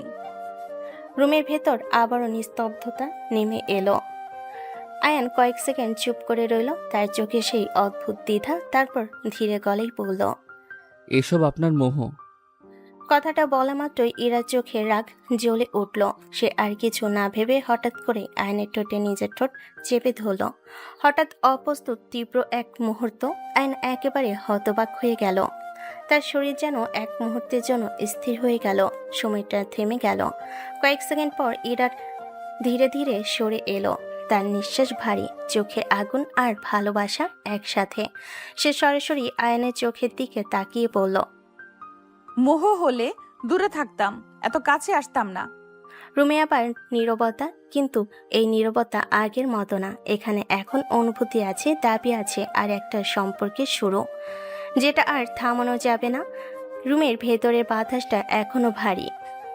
কিছুক্ষণ আগে সেই মুহূর্তের রেশ এখনো কাটেনি। ইরা দাঁড়িয়ে আছে আয়নের একদম সামনে, চোখে দৃঢ়তা, বুকের ভেতর জোরে জোরে ধকধক করছে। আর আয়ন সে কিছুক্ষণ চুপ করে তাকিয়ে রইল তার দিকে, যেন সবকিছু মেপে নিচ্ছে, ভাবছে পরের পদক্ষেপ। তারপর ধীরে, শান্ত কিন্তু গম্ভীর গলায় বলল, আপনার ফ্যামিলিকে রাজি করতে হবে। কথাটা খুব সহজ শোনালেও এর ভেতরে লুকিয়ে আছে অনেক বড় বাস্তবতা। ইরা একটু দেরি করল না, তার ঠোঁটে আত্মবিশ্বাসী হাসি ফুটে উঠল। আমরা যা বলবো বাবা তাতেই রাজি হবে। তার কণ্ঠে সেই চেনা অহংকার, যেন সে অভ্যস্ত, তার ইচ্ছাই শেষ কথা। কিন্তু আয়ন মাথা হালকা নেড়ে তার দিকে তাকালো। তার চোখে এবার কঠিন বাস্তবতা। এটা কোনো সাধারণ বিষয় না যে বললে না রাজি হয়ে গেল। এটা আপনার সারা জীবনের ব্যাপার। রুমটা আবার নিস্তব্ধ। ইরার মুখে সেই আত্মবিশ্বাস একটু থমকে গেল, কিন্তু আয়ান থামল না। সে চোখে চোখ রেখে বলল, কোনো বাবাই তার মেয়েকে একটা পিয়নের সাথে বিয়ে দিতে রাজি হবে না। কথাটা যেন সরাসরি গিয়ে লাগলো ইরার ভিতরে। তার চোখে এক মুহূর্তের জন্য স্তব্ধতা, বাস্তবতার এই কথাটা সে এড়িয়ে যেতে চাইলেও পুরোপুরি অস্বীকার করতে পারছে না। কিন্তু পরের মুহূর্তে তার চোখে আবার সেই জেদ ফিরে এলো, কারণ সে ইরা। সে যা চাই তা পাওয়ার জন্য লড়তে জানে। আর আয়ন, সে দাঁড়িয়ে আছে তার সামনে একটা সত্য লুকিয়ে রেখে, একটা পরীক্ষা নিয়ে। দেখতে চাচ্ছে এই ভালোবাসা কতটা দূরে যেতে পারে।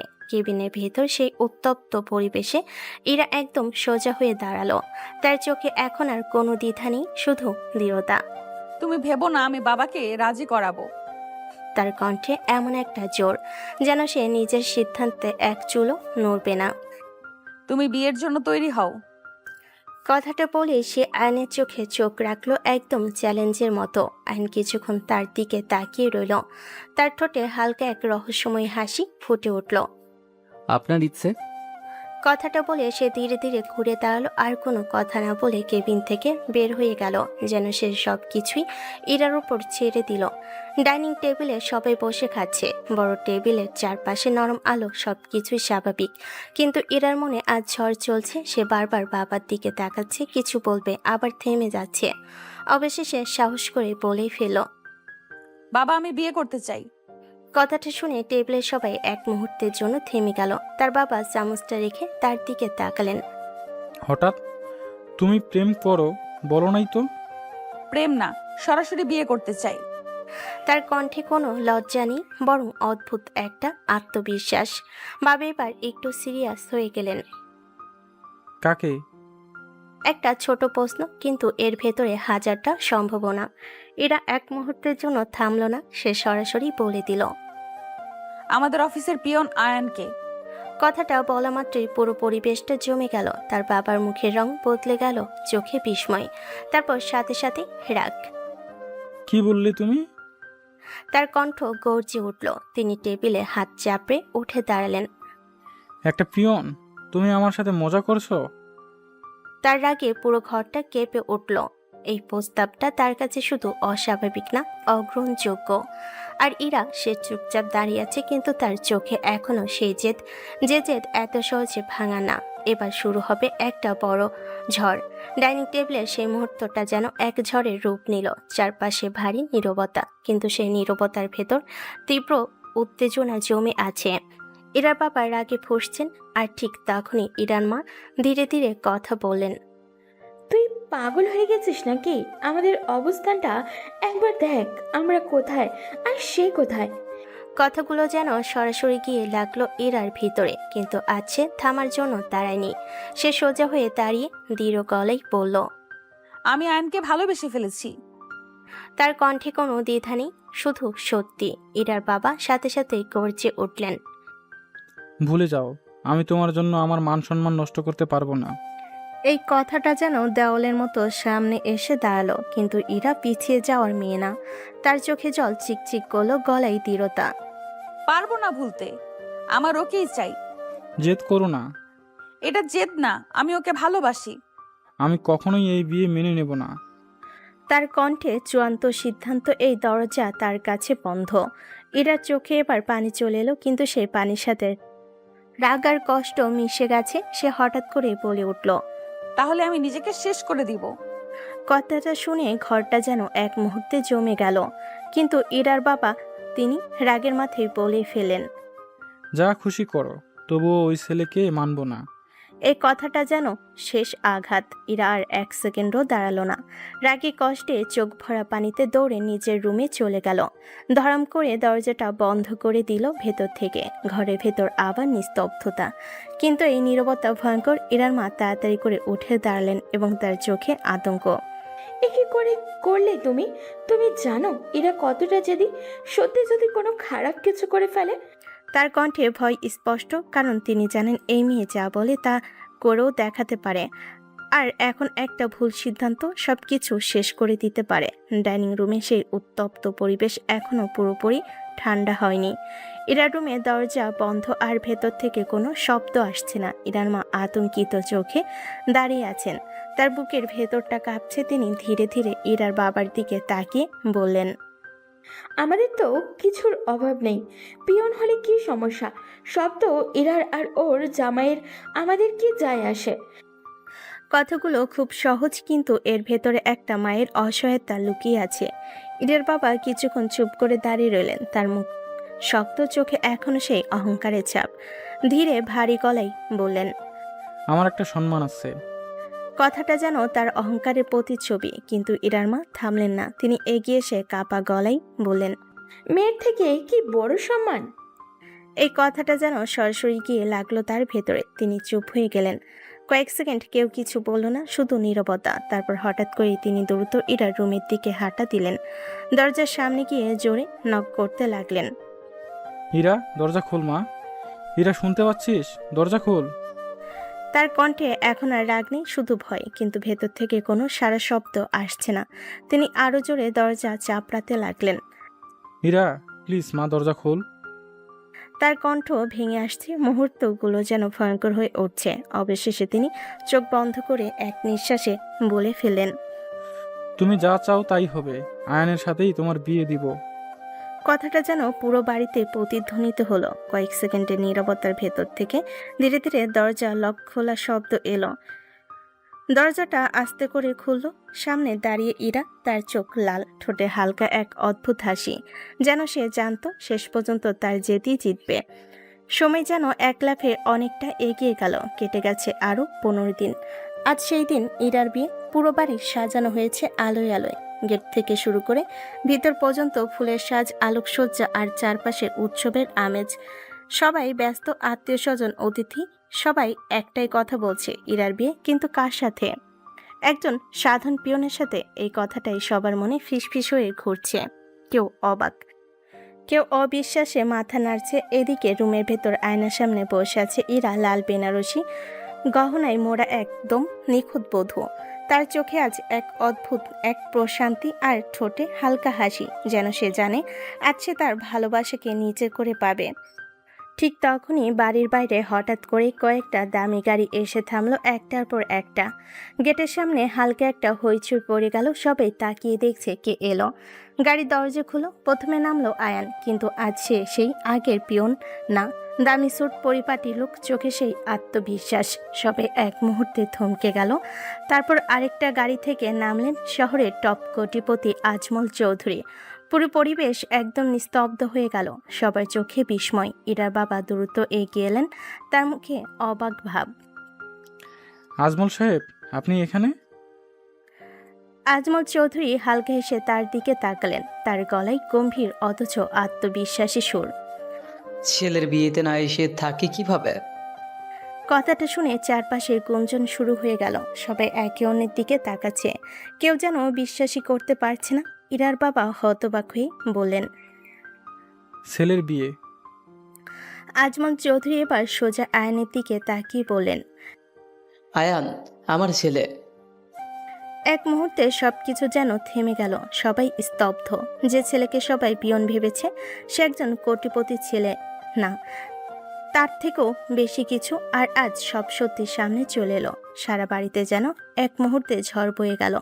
চারপাশে হইচই, কেউ অবাক, কেউ হতবাক, কেউ আবার বিশ্বাসই করতে পারছে না যে ছেলেকে সবাই এতদিন সাধারণ পিয়ন ভেবেছে, সে আসলে শহরের টপ কোটিপতির ছেলে।